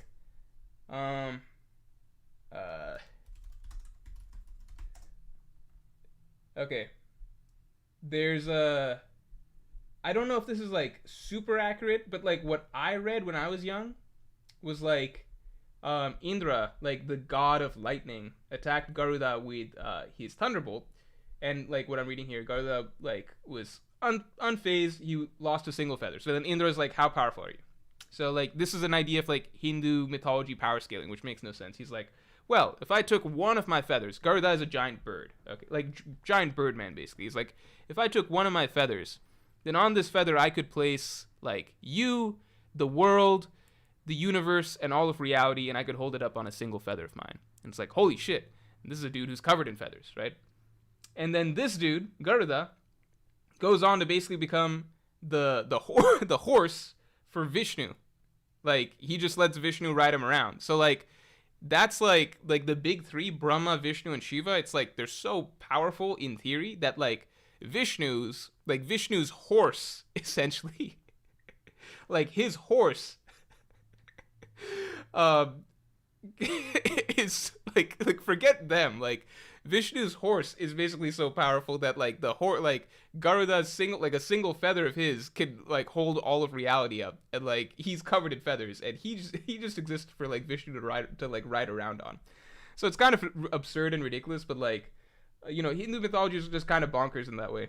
Beheno, thanks a lot. Warkiri could be Baku. Imu Nure Ona. Baku. Let's stay away from Emu stuff here. It's just gonna get too there's just too many things you can get into. Let's see. Baku, because like Emu could also just be like something made up in the One Piece world, like kind of like Nika itself, you know?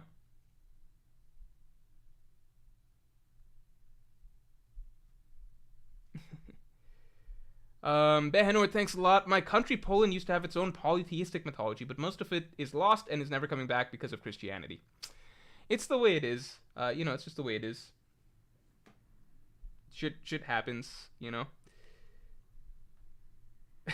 Lando says, just Goku solo? I don't know. Man, I'm not gonna get into that. Okay, so Baku was brought up. Let's see. The Baku. Yeah, I'm liking this. It's got horns, but it's got two horns, so it's more elephant-based than rhino-based. And I feel like what we see here is more rhino-based, right? Am I crazy? Well, no, we only see one horn, so maybe there's two horns, right? Because the other horn's just not in the frame. How do we feel about that? Baku, the elephant for Warkiri. Let's read up a little bit about this guy. He's talking BS. Daki's horse is stronger. Quiet says, why does a horse have feathers? It's not like I'm saying he serves as Vishnu's steed, essentially. I'm using like Vishnu's horse as just like a way to spin it. But like Garuda is Vishnu's steed, right? He flies around. And that's what's cool. Like Hindu mythology is very rich because everything has its own story. So like for a long time I'd read about like, random stories that include Vishnu. Vishnu's always flying around on this winged creature, Garuda. And then eventually, like, I got around to reading, like, it would be like, it would literally be like if you're just reading, this character Vishnu in all of these stories or whatever. He's always riding this creature.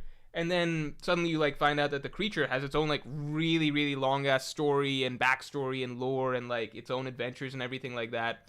Before it became Vishnu's steed. It's just like every little thing like will have its own like extensive rabbit hole breaking down like how this came to be or something like that. Like Garuda's pretty badass. Like look at Garuda. This is like Ganesh rides around on a mouse. There's a story as to how Ganesh and the like this thing's badass. Like you see this? Like this is Garuda. Garuda is a very powerful being mythologically speaking in his own right. But, he decides to just be Vishnu's horse, basically. Like, Vishnu rides around on him.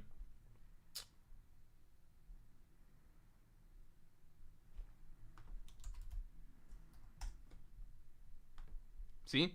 That makes Vishnu all the more badass, because, like, Vishnu's always shown, like, flying around on, like, basically Vishnu's so powerful that, like, in theory, his horse could fuck up pretty much like every other god except like Brahma, Shiva themselves, you know what I mean? Like that's the idea. Like it's just the big three are just next level in Hindu mythology. Anyway, just some insight.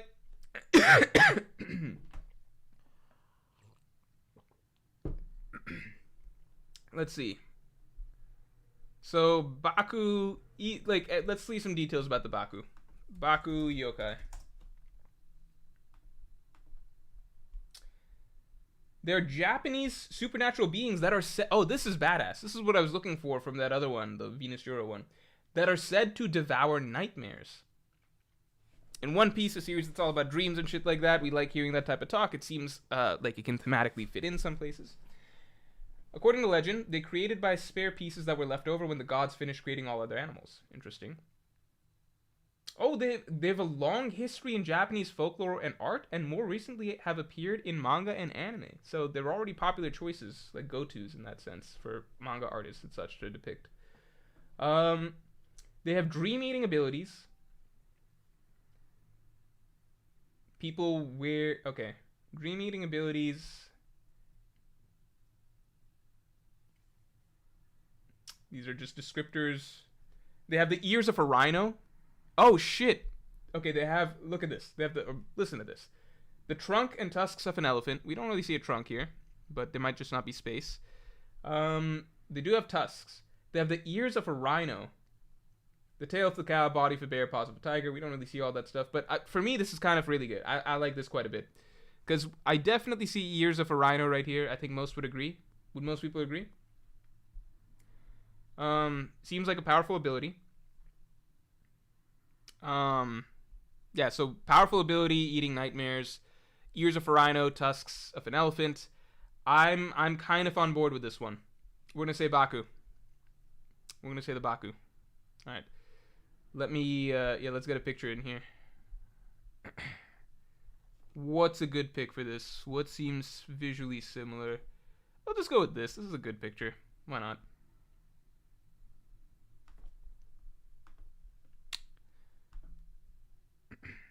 Yeah, and even in this picture you can see, well, I don't know if you guys can see, I might be blocking it, but yeah, if you guys can see in this picture, the Baku is like, it's there's someone sleeping here.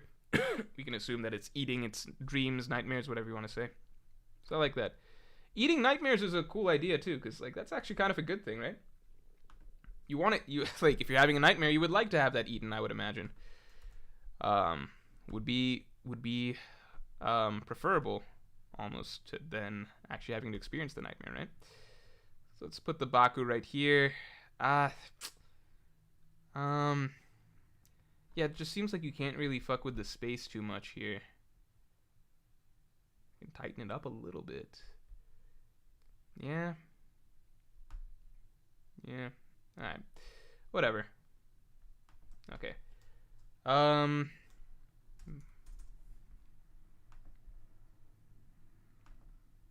What font size were we?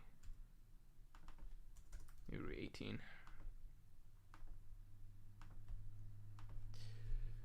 Top man. Baku. Has tusks. Fits appearance. Tusks, rhino ears.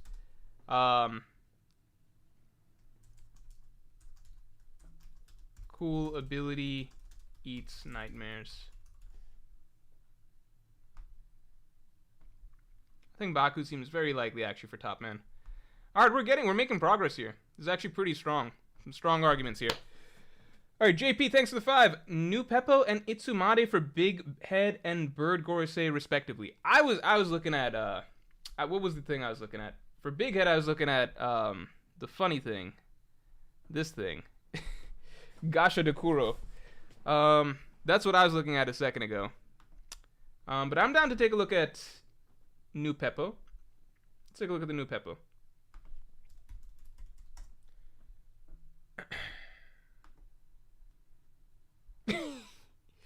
Some of these yokai are just hard to take seriously. Okay, so this is a New Peppo. I could see that though. I could see that, a New Peppo. Alright, so let's take a look. Let's do the comparison. So we don't really see it here because it's short. That is actually a very, very interesting little point. Because it is short, so it's not supposed to be tall enough to appear right here. And say what you will about this New Peppo thing, but it is certainly... it certainly fits that part of the description. It's a giant head. Yeah, I like this. I think that this could be a good fit. What about Jupiter being Akaguchi / Akashita? They're associated with farming villages, and Jupiter is god of agriculture. Let's pull that up too. It has to fit appearance-wise. Akaguchi. I don't know about this. Because it would fit symbolically, but it doesn't fit appearance-wise, right? Appearance-wise, I don't think that this... I don't think that this really fits with what we're seeing, like, right here. You know? So we're going to take a look at the New Peppo. We're also going to take a look at... what was this other thing? Gasha Dokuro. Oh, no, not the Gasha Dokuro. This thing. Hitsumi Kozo. Bald-headed children with one large eye like a cyclops because of their shaved heads and clothing. They're said to look like little monks in training. Jupiter is also the youngest of them, so it could kind of fit. They're harmless but mischievous. I don't know if Oda would go with a harmless but mischievous one for one of the final villains, though.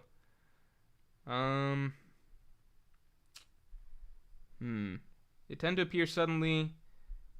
Let's take a quick skim through this, see if anything else stands out too real quick.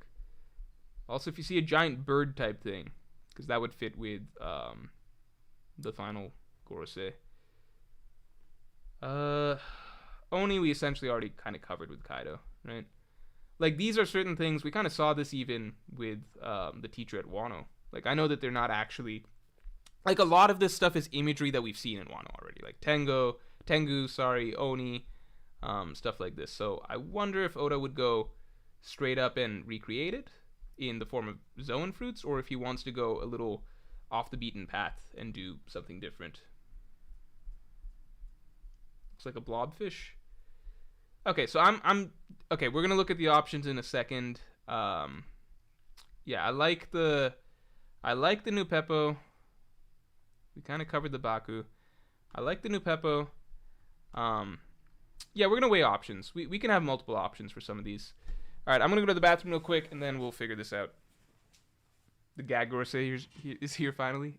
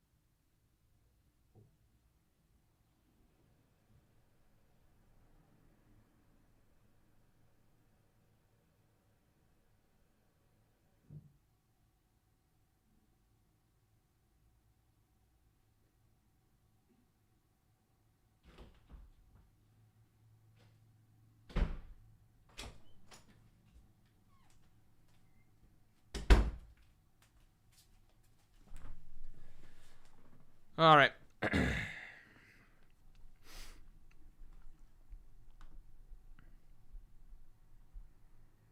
Oh, Banho, thanks. I think Saturn could switch back and forth between multiple spider yokais as power-ups. As his power-ups like Tsuchi Gumo. His powers seem to change just a bit. We're not going to get into that just because that's going to complicate the shit out of this. Let's try and get 1 to 2 options most per Gorosei. But it is, I don't think it's entirely possible you're correct. Entirely possible. Wait a second. Saturn has clouds around him, right? He has clouds around him. He's awakened as far as we can tell, right? Does he not have clouds around him? Let me see. Why am I forgetting? Saturn, yokai form. Let's see. Yeah, he's got clouds. He's got clouds. All right. It is interesting that not all of these Gorosei were shown with clouds, you know? I wonder why that is. Why did Oda do that? Because the only one that No, I guess they probably all have clouds. It's just hard to see, right? Because even here you can see some cloud type thing. Venus Juro obviously has clouds. There seems to be something surrounding the bird. And then these other two we just can't see probably visually. Yeah, I guess the other, like, Venus Juro obviously awakened. And then, I forget the fucking tall one's name. The skinny one, what planet is he? Mercury, Venus, Mars, Saturn. Wait, Mercury. Hold on, Mercury, Venus. Yeah, he's Mars, right? This is Mars, right? So Mars and Venus are obviously visually awakened. These other ones, it's possible that there's just not enough space to draw it. New World Order, thanks for being a Yonko tier member for 12 months, man. I think that the one with the big head is an Umibozu. It just looks like it. But it's small, right? Like, it's visually smaller than the others, whereas the Umibozu is supposedly a huge one, right? Right? Yeah, the clouds would clog up the silhouettes, right? Yeah, it makes sense because it's just like, these two are skinny enough and tall enough that I guess you can include them. Saturn we know should have clouds, but it's just not drawn, so it makes sense. Umibozu, I don't know, because it seems like this thing is supposed to be smaller, and again, Umibozu is supposed to be a taller one, right?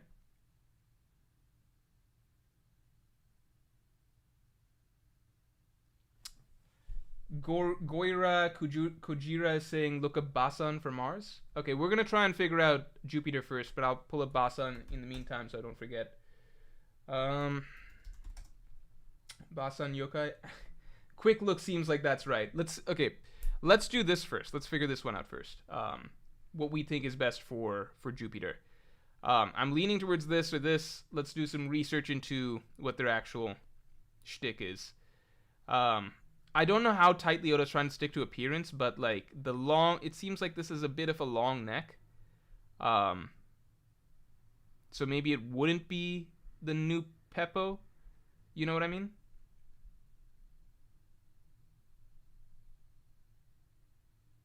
So I feel like this thing might be a little more likely. The Hitotsume Kozo.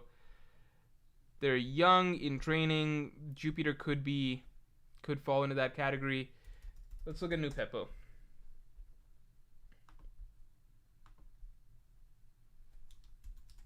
New Peppo, Yokai. So with the new Peppo, just to see. Wrinkles on its face. It's just a blob of meat. It has no eyes or ears. It's like an old toad. I don't know if this one fits that well. Yeah, so no eyes, no ears.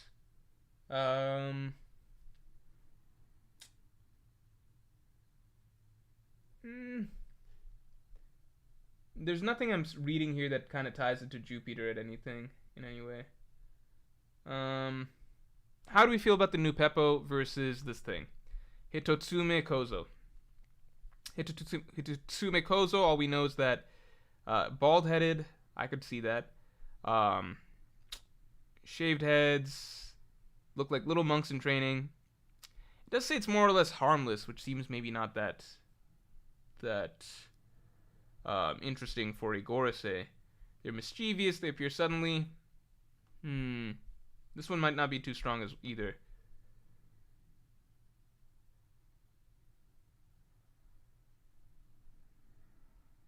You think the new Peppo looks... Okay, so let's pull up the silhouette again. Again, the silhouettes are just the silhouettes, so it's not necessarily 100%, but what we're looking at here are like... Let me scroll down a bit here. This one, or this one. So new Peppo's not supposed to have any eyes or ears. There are eyes that I see right here, but maybe... I don't know if Oda's being 100% faithful, but then on the flip side, with him, he has one eye, so this is two eyes, right? So maybe new Peppo fits a bit better, right? It could be neither of them. There's just nothing I've seen that seems to fit this idea of like something that is very short and simplistic compared to the others. You see what I'm saying? Like, there's no clear animal that it's fitting. It's more of a humanoid creature. It seems like it could be smaller than the others, perhaps, just because it doesn't show up here. Maybe that was just for Oda to save space.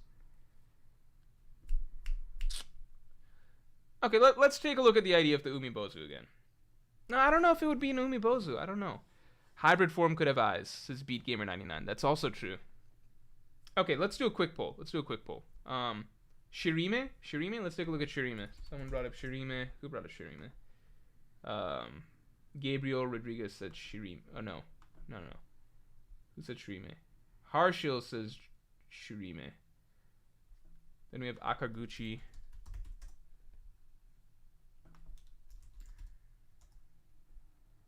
I don't think it's Nakaguchi. Why do you think it's Nakaguchi? If I look up the image, it just doesn't seem like it fits to me. But like, I don't know. Looking at Shirime right now. Shirime Yokai.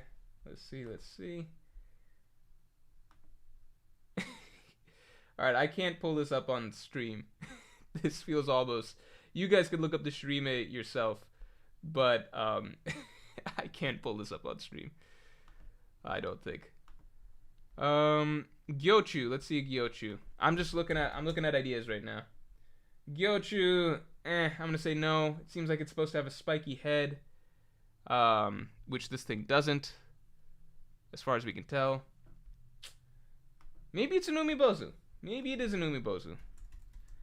Because ultimately I said like, oh, it's too short, right? But it's short compared to the other Gorosei. But like, I mean, Saturn's gigantic. Saturn's nearly the size of Gear 5th Luffy in giant form. I mean, and Saturn's, you know, this big here. It's looking difficult. Gyochu's still on the table. I don't know about that. The mouth is the same as Akaguchi. Seemed weak to me. It's an amorphous black cloud. It would fit the blob we see for Jupiter. Okay, let me show you guys Akaguchi. To me, it just doesn't seem like it's the same thing. But, like, what is similar here? I guess the fact that the mouth is open? It's a gaping mouth? Is that the primary similarity that you guys are seeing?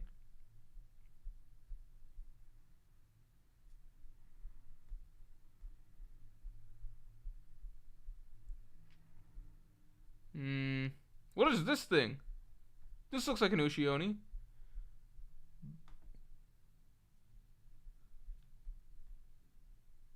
Oh, shit. Let's look at this shit. Okay, hold on. Alright, so this is a Furabibi. Let's take a look at this. Alright. We opened up a treasure trove of shit here. No. Wait, no. Uon. Sure, let's a maybe. I'm gonna say no to Akaguchi. Shakira, I don't know. Look at this thing. What about a Hyosube? Could it be a Hyosube? Kappa, I don't think so. No. Who has read Gantz? My favorite arc in Gantz revolves around this shit. Who's read Gantz? The Nurahion demon. This thing was the... Okay, actually...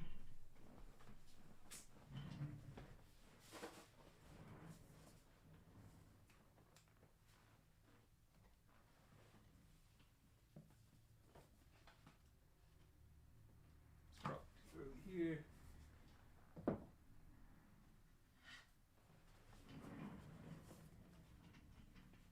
So I have fond memories of this one. Let's see if I can find it.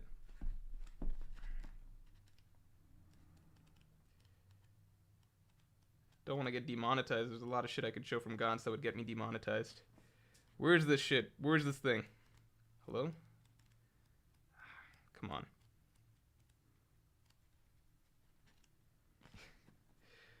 Fuck, there's so many pages here that could get me demonetized. Alright. I hope it's a Nurahion. Okay, right here.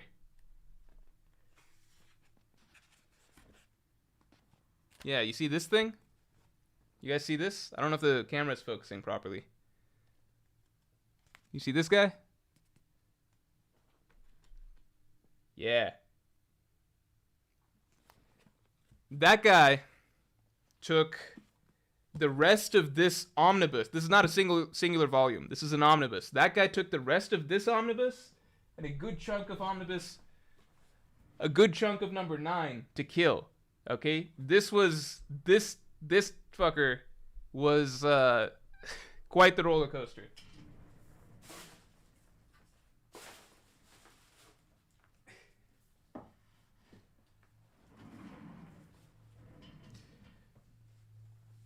All right. Anyway,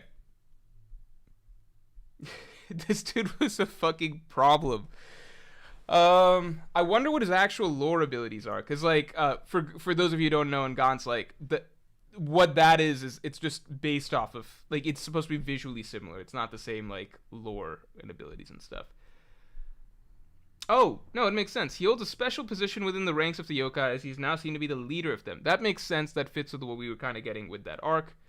But isn't this other guy supposed to be the Venus Juro one? Supposed to be the leader? I guess it depends, like story to story, or different depictions. Yeah, this dude was a problem. Whoa, wait a second. Then could Venus Juro actually be a Nurahion? Because he's often carrying a singular sword. Hold on a second here. Hold on. Okay, let's do some more digging, because we might got another option. We might have another option for Venus Juro. So, they're considered a monster that cannot be caught. It took them a long ass time to catch that shit in Gaunt's at the very least. They are the supreme. Whoa, shit. They are a supreme commander of yokai.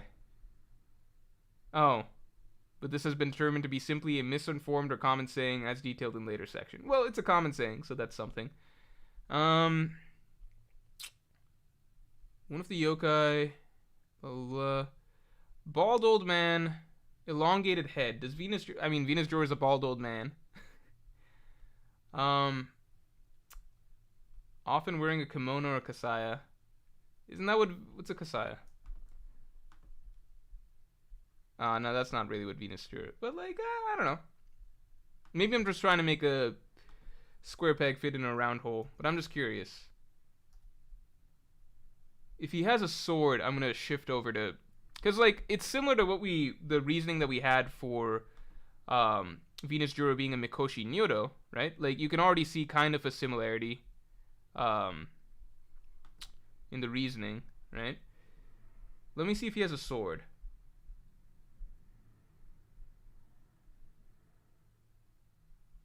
Okay.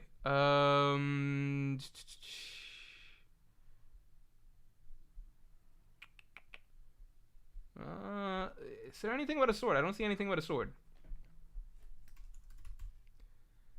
Appearance and behavior. Old man with a gourd-shaped head wearing a kessa.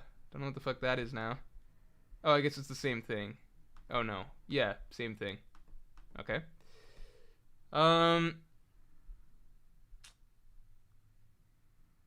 So he has a sword, typically, it seems like. I don't know. What do you guys think? What do you guys think? That one looks more like the Gandhi Gorosei than the other yokai. Yeah, I'm inclined to agree. Let's do a quick poll. Do we think Mikoshi Nyoto or the Nurahion? To me, the sword is the thing that swings it, personally. It's also a little cooler, just lore-wise, because we did read something that said that this guy is often considered, the Mikoshi Nyoto is often considered the commander of the yokai. But, I also see it being said for Nurahion. It also seems like he's a bit cooler. And I'm a bit biased because of the Gaunt's thing. But, okay, so let me give you guys some context for the Gaunt's arc, okay? So the arc that I just showed you guys, and the reason that makes the Nurahion thing a little bit more interesting, is in that arc, without spoiling too much of Gaunt's, because I think it's a really fun read to try, that arc featured depictions of... I don't think it's a spoiler to say that Gaunt's features aliens a lot, because you find that out right away. That's the premise of the story. So it's an arc that covers a lot of aliens, like, aliens come in themes, so they just take on certain forms that follow certain themes. That arc was them fighting a bunch of aliens that have taken on the appearance of yokai. So a lot of yokai that you would normally see appear in that arc, right? For example, one of the second in command of Nurahion in that arc was a Tengu spirit, right? So you would see a lot of those type of yokai there. I think there was even, unless I'm crazy, there was even like an Ushi-Oni. Let me see. Gaunt's Ushi-Oni. No, maybe it wasn't an Ushi-Oni, but it was like a giant creature that was like, no, it was kind of an Ushi-Oni. Like they fight like a giant ox type creature. Here is what I remember. I don't know. Not really new Shioni, but that was a thing. Um, but yeah, in that arc they fight like a lot of yokai, like yokai themed aliens. And the Nurehyon was the leader of that group. So that fits, and I wonder if that just is a soft thing that suggests that the Nurehyon may be like a slightly prominent creature in Japanese mythology. You know, like enough so that it pops up in modern day manga. Okay. Venus Juro is the god of finance. The Nurehyon is known to demonstrate wealth. Ah, that's another soft little thing. Okay, so I'm leaning towards that now. Let me just throw it to you guys. Juro most likely yokai. Venus Juro most likely yokai. Mikoshi Nyodo. Or Nurehyon. I might have spelled Nurehyon wrong there. Just roll with it.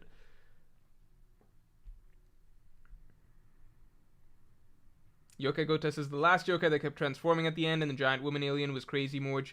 So that was all the that was all the Nurehyon. It was all the same alien. All right, I'm gonna switch it. I'm gonna swap it. We got a new. Fuck! It's a fucking pain in the ass to. God damn it, man. All right, hold on. So if I erase this shit. Okay, what we have to do, I remember now, right? We gotta do this shit. Okay. First, let me fucking reverse that. Alright, we gotta do this. Brush. White brush. Come on. Switch it. The hell, man. Yeah. Okay, white brush. Alright. Okay, let's do it like this. No, I'm just gonna paste the image on top. That makes it so much easier. For this one, I do have to erase. These are the problems with Microsoft Paint. We're not changing anybody else. We're only changing these two. This text box and this image, alright? Everybody else is set. Not listening to any other options, alright? Because I'm not doing this again. Fucking hate erasing shit in Microsoft Paint. That's also part of the fun of this this program, though. Microsoft Paint is that you got to really commit anytime you make some decisions. It's part of the thrill. Yeah, that's just what I'll tell myself as I keep using this. All right. So we got this done. Let's see. Nurehyon. Reasons we think that the Nurehyon fits is because fuck this shit. Alright, there we go. Nurehyon. How's it spelled? Nurehyon. Okay. Nurehyon. Looks similar. Supreme Commander of Yokai, associated with wealth, carries a sword. Okay. And let's just get another image in.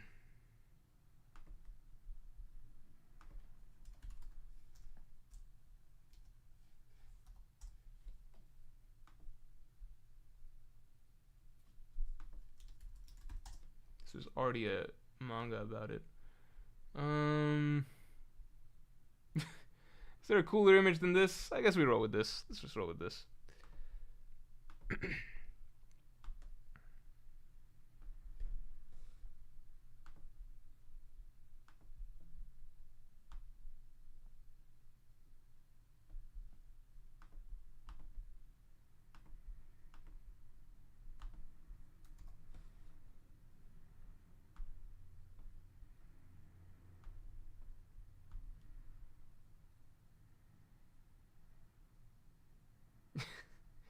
I'll just do this and fuck. I gotta erase a little bit of this other shit.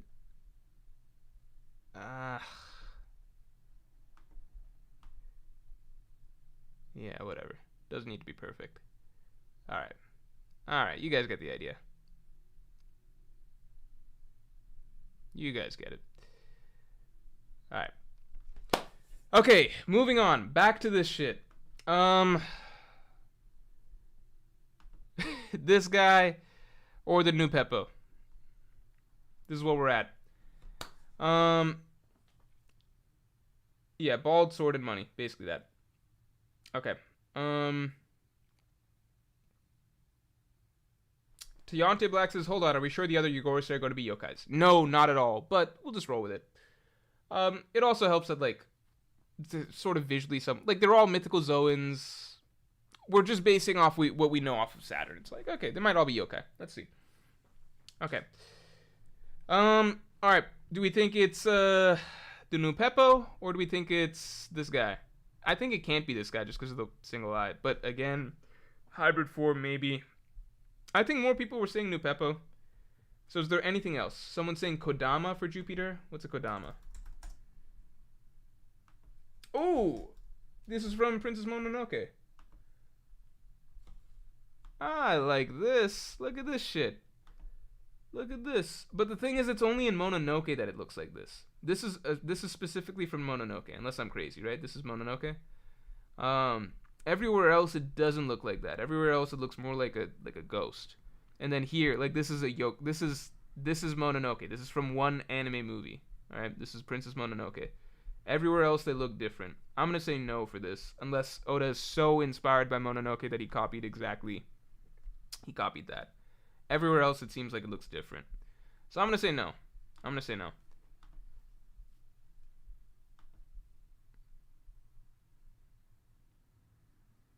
Tal asked, how's Tears of the Kingdom going?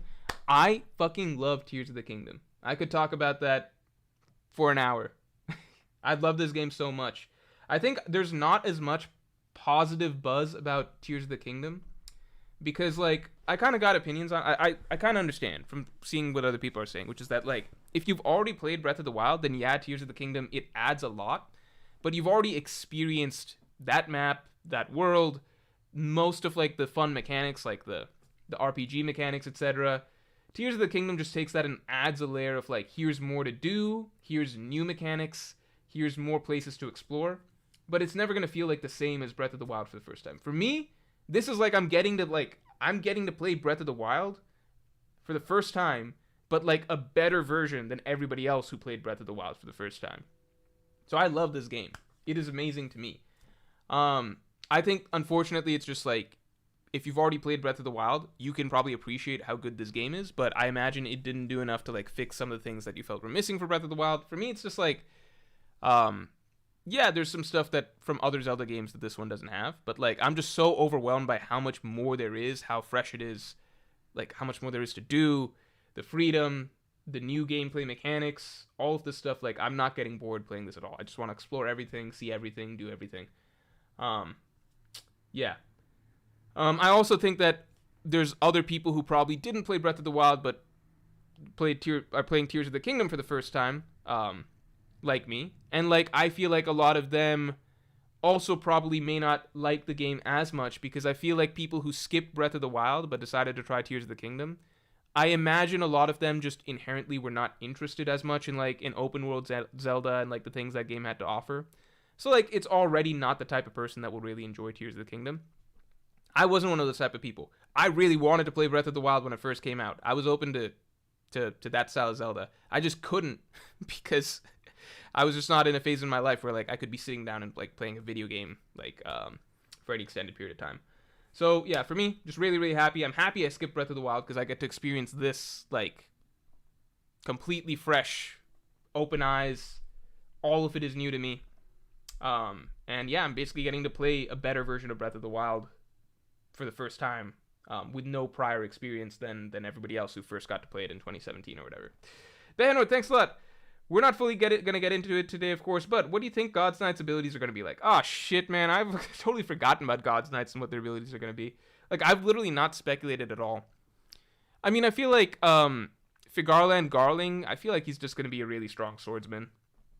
My only bet is that Garling has a Blood Logia. I mean, that could be interesting, symbolism shit to that too. But I wouldn't be surprised if he's just like similar to Shanks as a fighter. Let's get the stream likes up to 300 real quick.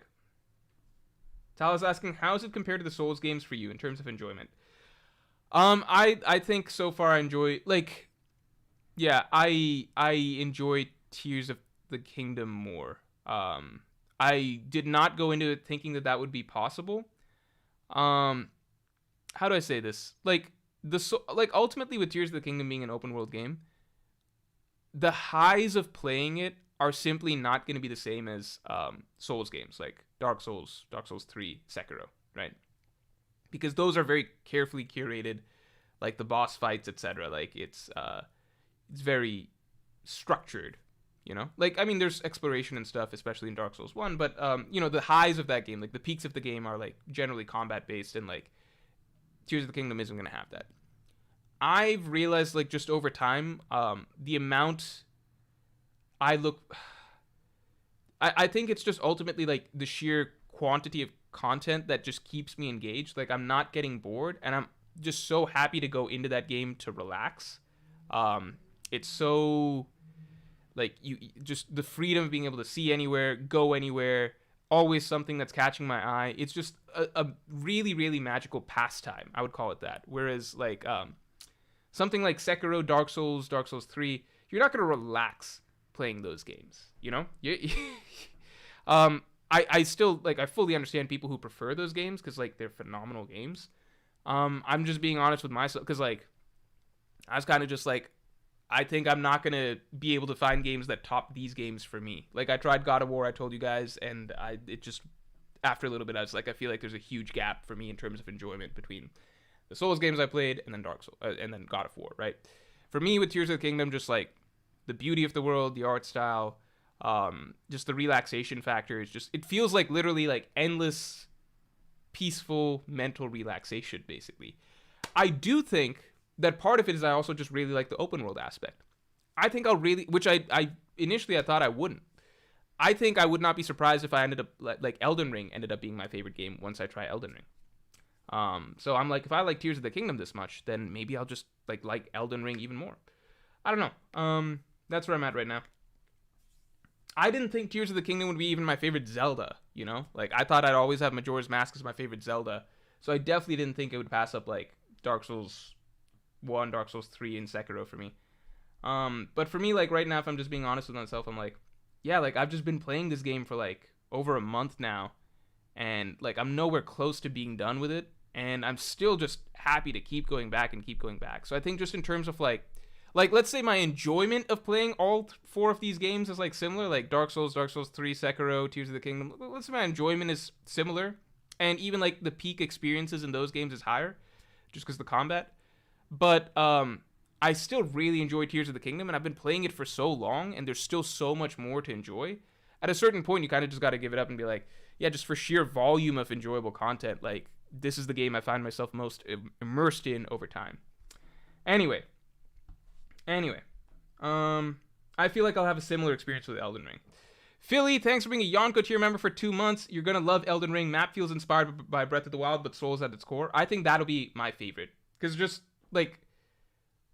how much I can do, how much I can explore, the beauty of the scenery, things like that. I love that so much in this game, and it just feels, again, endless. Like, it feels like I'm in One Piece, for example. Like, it feels like I'm in One Piece. Obviously, I'm not on the ocean, but the same sort of feeling the Straw Hats probably have of exploring their world.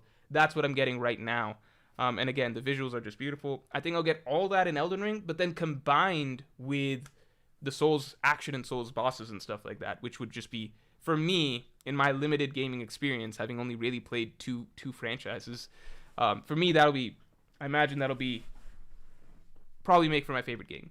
Now, again, there's lots of things in Zelda that I imagine won't be there. I like stuff like shrines. I like the little puzzles. I like the small little cutesy side quests and stuff like that we get, even if it's random shit like finding somebody's goats by tracing like a trail of acorns or like pine cones and stuff. Like, I like all that shit, honestly. And it's a bit more charming, cutesy and stuff. But ultimately, I think I will trade that up for the crazy Souls type combat and bosses and enemies and stuff like that. I'm cool with that. Anyway, And I don't know what Elden Ring's like level design is like, but I'm sure it'll be good as well. I've heard it's got a really good like world design and everything. All right, world design, level design, stuff like that. Okay, let's keep going. Luke Pham says you should stream Elden Ring. No, I never stream myself playing anything or watching anything that I know I'll enjoy for the first time. Just doesn't don't yeah. I don't want to make it something where I have to entertain people or like feel like I'm doing a job. Like I just want to like for me maximum immersion, which is what I look for when I play a game, involves like not having to talk to people. You know. Anyway, let's look at this shit. So, do we have anything better for Jupiter? Otherwise, we're gonna put down this fucking not this thing, the new Peppo. Done with this. Done with this. Yeah. Patty G, thanks for the 5. Elden Ring, greatest game of all time, 500 hours in, and still find new shit every playthrough. Yeah, I kind of had my like I finished this. So, I finished Dark Souls 3. So I'd done Sekiro, Dark Souls 3. So I did those FromSoft games, right? I was kind of like, you know what? I'm probably not gonna like Elden Ring as much because I like the structure to these games, right? And Elden Ring is just gonna be very open world. I don't know if I like that much. Then I played Tears of the Kingdom. I'm like, you know what? I actually really, really like open world. I like the sense that there's just this endless amount of just enjoyable. Like any direction I go, I'm finding something fun. I like that. So now I'm like, fuck. I will probably really love Elden Ring. I will, like, I might. I feel my intuition is I feel like that would probably end up being my favorite game once I give it a shot. Okay. Anyway. All right. What? Yeah. What are we doing for Jupiter? Are we really saying New Peppo is Jupiter's? Philly says Bloodborne. There was some news about Bloodborne. Miyazaki hinted at some news about Bloodborne. They know that people want Bloodborne, so I have hopes that somehow we'll see it sometime soon. Rodrigo Liga says Sekiro greater than Elden Ring, greater than Dark Souls 3. Haven't played Bloodborne yet. I think Sekiro will always have an argument for being just like I'm just saying my preferences. If you want to say Sekiro is like the best of all these games that I mentioned, I would not question that for a moment. Because Sekiro is just so... It's as close to perfect in terms of just what it... Like, executing what it aims to do. Like, there's so little you can critique about Sekiro. And then the feeling that you get playing it and playing the combat and the bosses is so unique and visceral. It's just on another level in terms of mechanical enjoyment in its, like...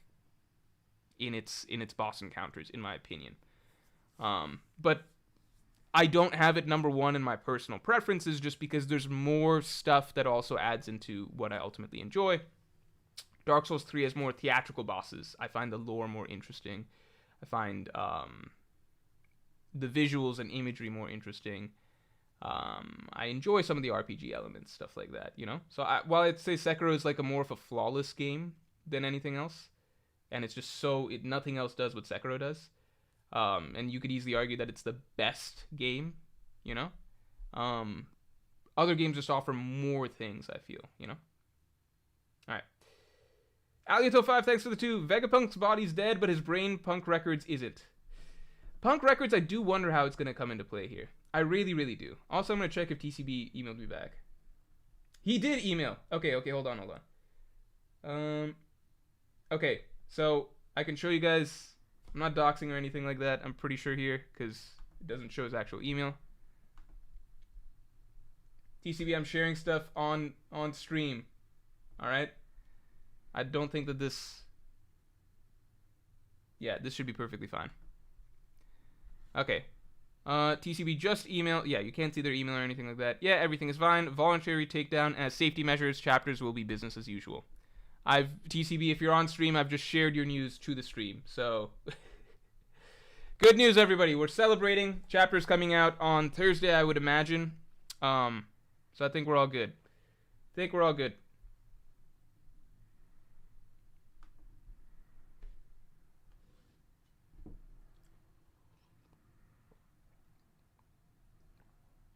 Type in the tallest yokai. It's a yokai that might end up being Jupiter since he's the tallest Gorosei.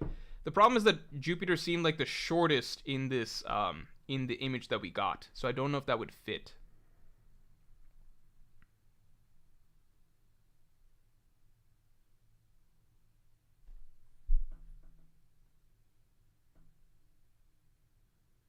I've considered buying the PS5 just to play Bloodborne and the Demon Souls remake.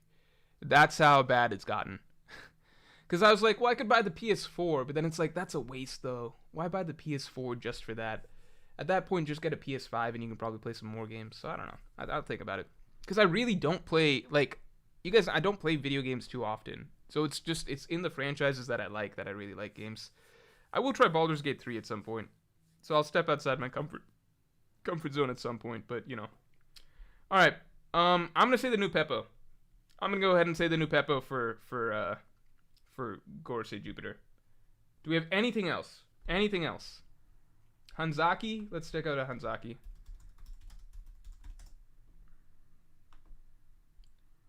Nah. It just doesn't look like him. I mean, I guess. Kinda. I don't know. It seems random.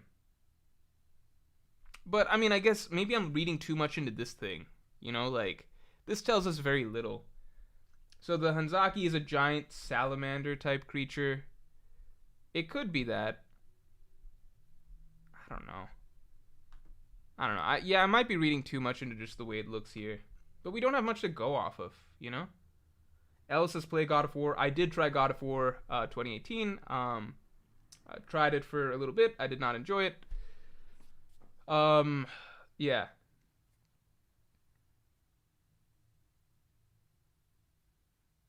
They're all about the same size. I guess they're all about the same size. I think the thing that really got me was like the fact that Jupiter doesn't show up here, which made me believe that maybe he's just short, like a smaller creature than the rest of them. He doesn't seem smaller than the rest of them here. It's just there's the least defining thing to go off visually for him here. Dorotabo? Let's see. Did I already look that up? Dorotabo. Ah, alright, this is getting somewhere.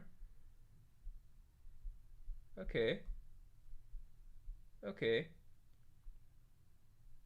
It's one-eyed again. All these things have one eye or something. This is what I'm looking at.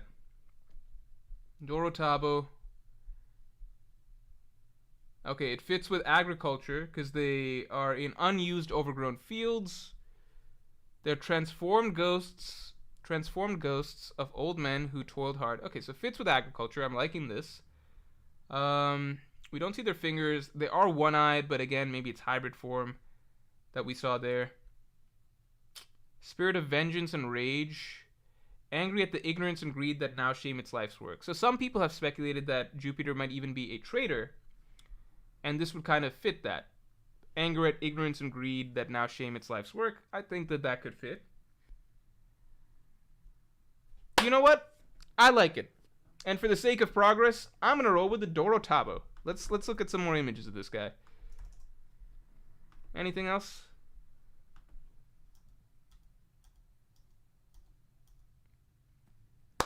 It's a Dorotabo. It's a Dorotabo. I mean, it might not be a Dorotabo, but I'm saying it's a Dorotabo in the sense that that's what I'm going to put down. I like Dorotabo. I think we got a bit of a story that's coming together here. His head is forming behind Saturn? Yeah, maybe. Alright, yeah. I like it.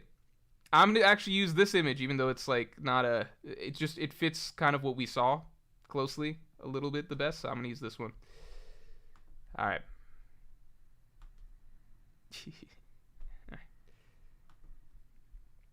Alright, so we're saying for Jupiter, we're going to say Dorotabo.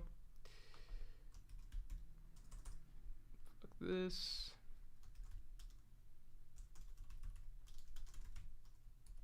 How is it spelled again? Dorotabo. Okay. Its appearance almost I'll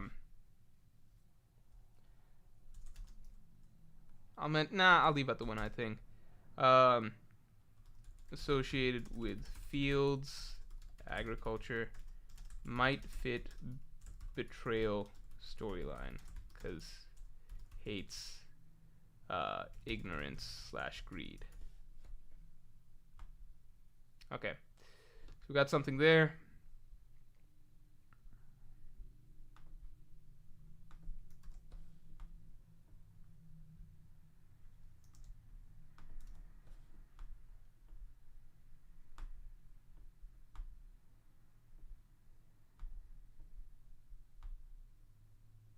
All right. And then lastly, let's take a look at this thing.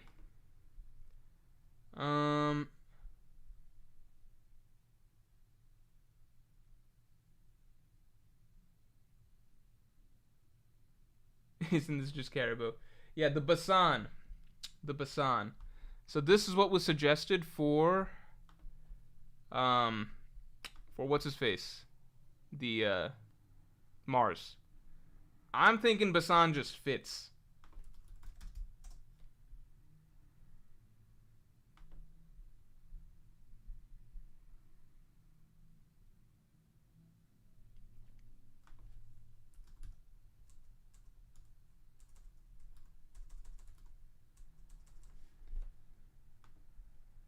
It seems kind of obscure though, because it's a very short Wikipedia page. Does resemble a large chicken. Does release. Hold on, let me close this shit. Yeah, I mean it does fit this. Does fit this. So it's associated with fire. I have speculated that if anyone fights Mars, it would be Sanji. Mars what element is Mars associated with fire? The planet? Is the planet Mars associated with fire? I see. Yeah, some places associated with fire. I have said that Sanji might be the one to fight Mars, so fire association could fit here. There's just not much else to go off of.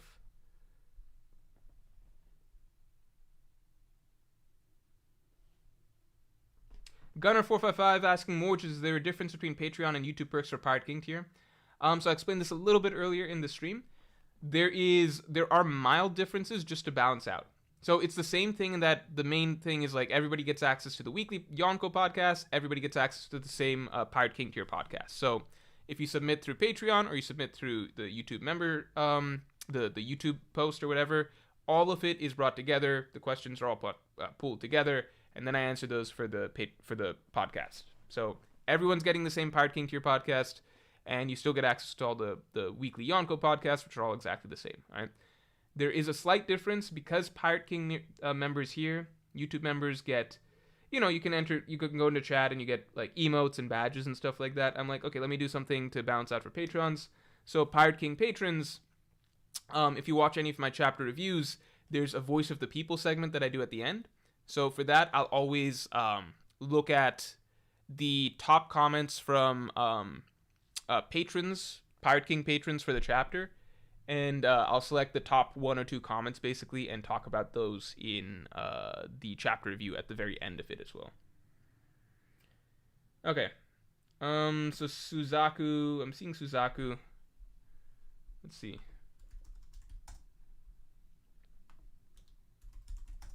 So Suzaku is... Is it the same as the Vermilion? What is this anime shit that's coming up? I'm seeing Suzaku, Yokai... Okay, let's try and move away from this. What's the... Okay, it's Vermilion Bird. It's known as Suzaku in Japanese. All right, let's take a look at this. So I guess visually I should look up Vermilion Bird, right?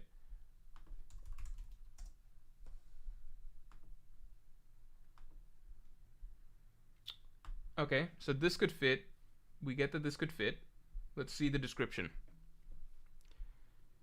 Represents the fire element. Okay, so again, in association with fire. That also fits.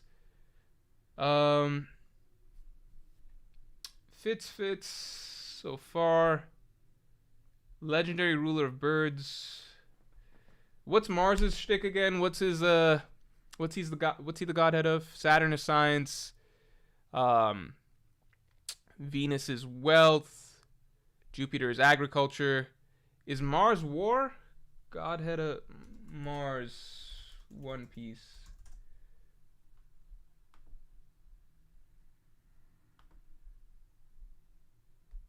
No, environment. Okay, so he's the environment. See if there's anything similar. No, I guess I don't really see anything for this environment-wise, but again, that's not necessary. Yeah, I guess all I got is just like similar appearance to what we saw. Fire could fit Mars. It's not a yokai. Suzaku's not a yokai. Okay. Then do we have anything better? Basan? I guess we roll with Basan.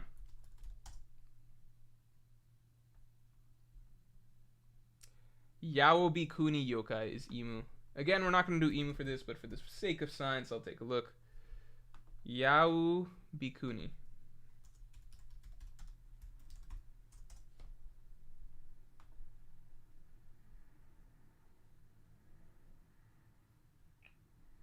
Is it because of the veil? I can kind of see that. I could see that. That could be interesting. Alright, I'm going to roll with Basan. I think Basan's the closest. Because it's kind of like the Vermilion Bird thing, but... I mean, is this also a yokai? No, it's not really called a yokai. Okay, let's just look up famous yokai and see if we can find a bird.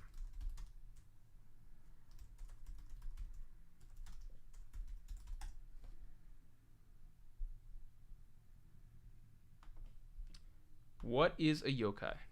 15 mysterious Japanese demons. Do any of these fit? No. Please, something? Come on, man. Alright, no. Oh, Amabi? Nope.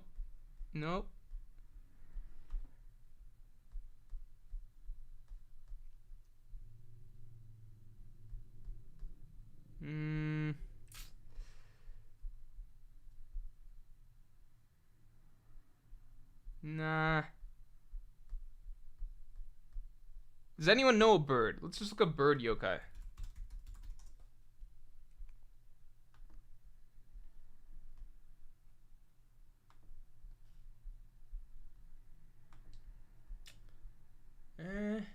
Not really bird yokai.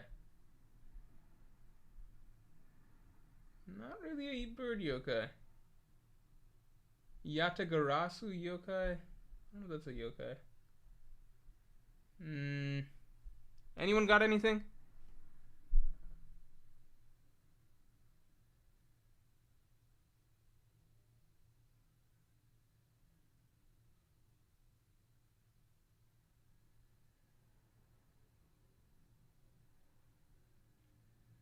Furaibi.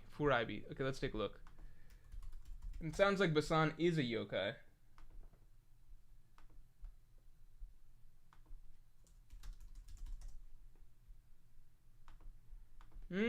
Okay, now we're getting something. Furaibi. I'm not gonna lie, the Basan looked more similar, but let's look into this. Okay, so...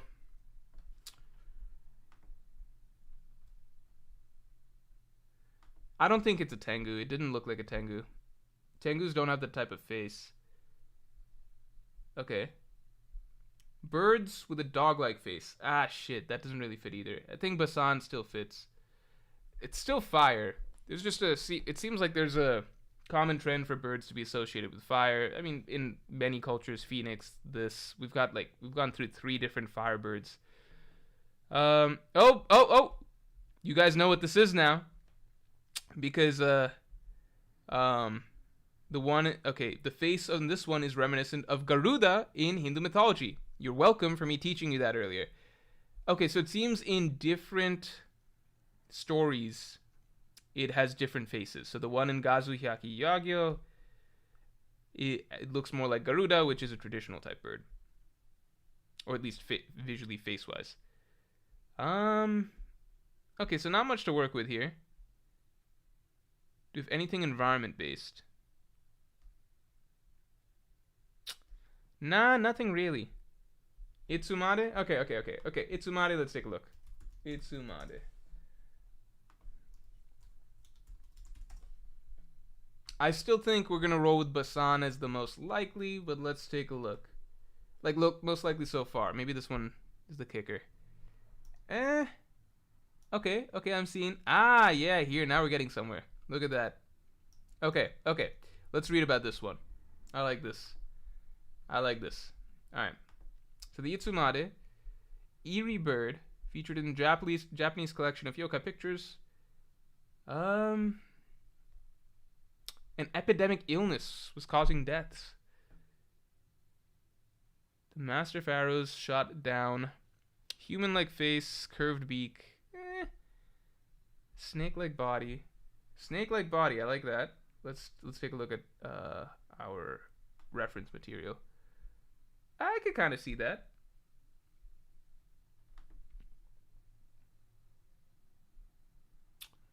I don't think there's nothing that really separate. Like, what's more likely, this or Basan? I'm just gonna roll with, like, we're gonna pick right now because I do need to eat dinner. Itsumade or Basan? I'm gonna pull up pictures for both. All right. So take a good look before I start this poll. Right. So this is what we're looking at here. We're looking at the bird featured here and here. And just think about Mars, you know, any other associated things with Mars. And let me pull out some photos. San Yokai.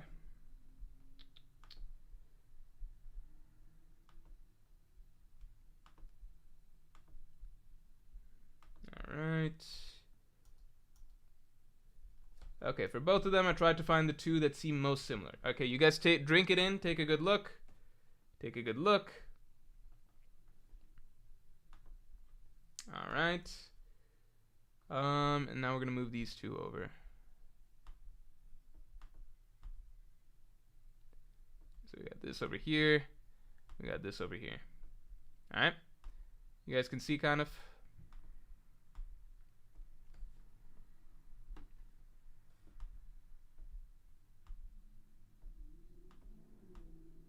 Alright.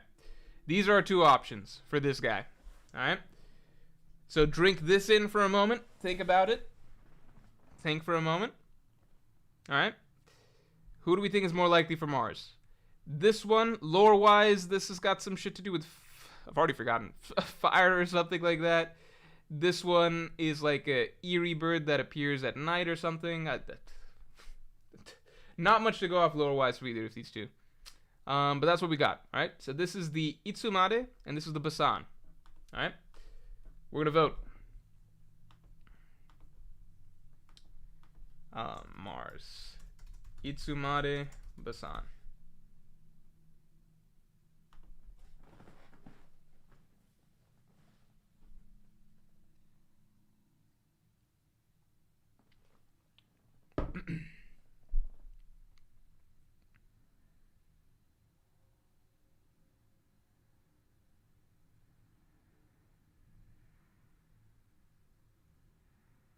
All right. It seems, I'll give it 5 seconds. I'll give it 5 seconds. All right. Itsumade is the winner. I will give it to the Itsumade. I will say one other thing I just noticed is, yeah, wings-wise, I guess you can't read too much into it because I'm sure it depends on depictions, right? But the wings do seem to, like, match a little bit here. I don't know. Between the Itsumade and it. I mean, I guess wings are wings, so it's like... I'm sure you can find depictions of... Yeah, and in, like, a lot of depictions, it seems like the Basan seems more like a chicken. Whereas the Itsumade seems a bit more along these lines, where it's got a bird head, but not necessarily like a fucking chicken, you know? Like, that's not the body. Alright, so, oh, I needed a photo real quick. Alright.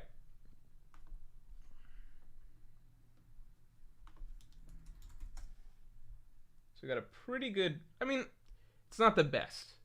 Like, I'm not as confident about this one, but we got something, right? We got the Itsumade for Mars.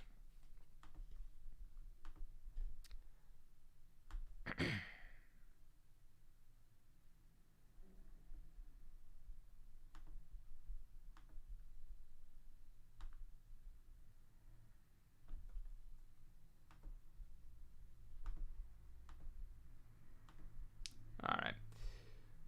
Mars, unfortunately... I guess I can move him to the side. Let me move myself up here.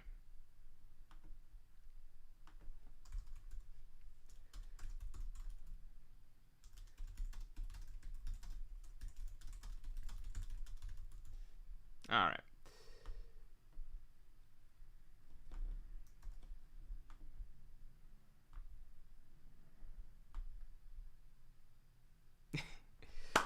All right, that works. So right now what we got is, oh, well, let me catch this real quick. Growth Stonks, thanks for the 10. Love the videos. Thank you very much. I appreciate the support. Theory, Imu is a catfish mermaid and was hinted at in chapter 424 with Granny Kokoro. Chapter 809, Nekamamushi first appears as the ruler of the Force/Night. Chapter 908, Im first appears. Well, I just out of curiosity, let me see what Kokoro says in chapter 424. I don't think Im is a mermaid, but let's just see. What does she say? She doesn't really say anything as far as I can see. No, she says, I didn't imagine.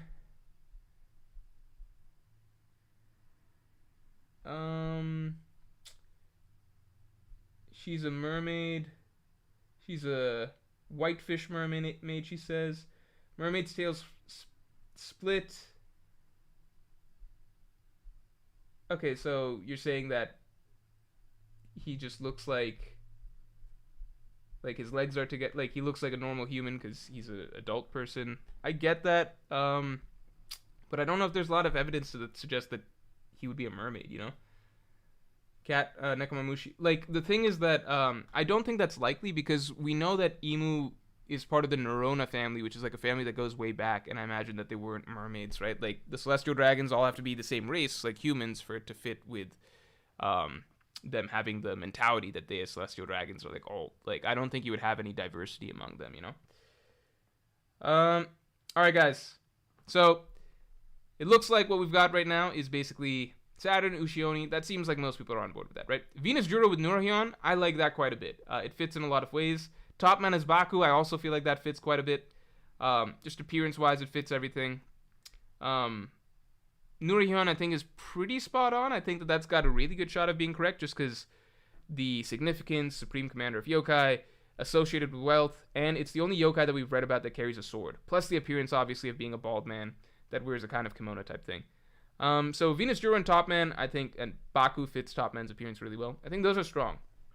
Dorotabo for Jupiter, I think would really, really fit if Jupiter turns out to be the traitor. Like, if he turns out to be the traitor, like a lot of people theorize, then it fits because he protects fields. So Jupiter is god of agriculture. He has a vengeance that he holds against people with ignorance and greed that damage his fields. So, like, in theory, the celestial dragons could be doing harm to the environment. Could be harm to the environment, agriculture, whatever, which would fit with the Dorotabo storyline. And then it fits the appearance, kind of, I think. So, let's say that that's Dorotabo for Jupiter. And then finally, Mars, we went with the Itsumade because we had literally no other better options. Basan is obviously a possibility, but there weren't really any, like, home run clear winners with this one. So, we're going to call it a day there. Thank you very much, everybody, for tuning in. This was fun. Good news is we get the chapter at the usual time, I imagine, this Thursday. And from everything that people are saying, like, people are saying stay off Twitter, major spoilers, like, this is like game-changing shit. It seems like we're gonna have a crazy chapter, so I look forward to seeing y'all on this Thursday stream. So I'll talk to y'all later. Peace.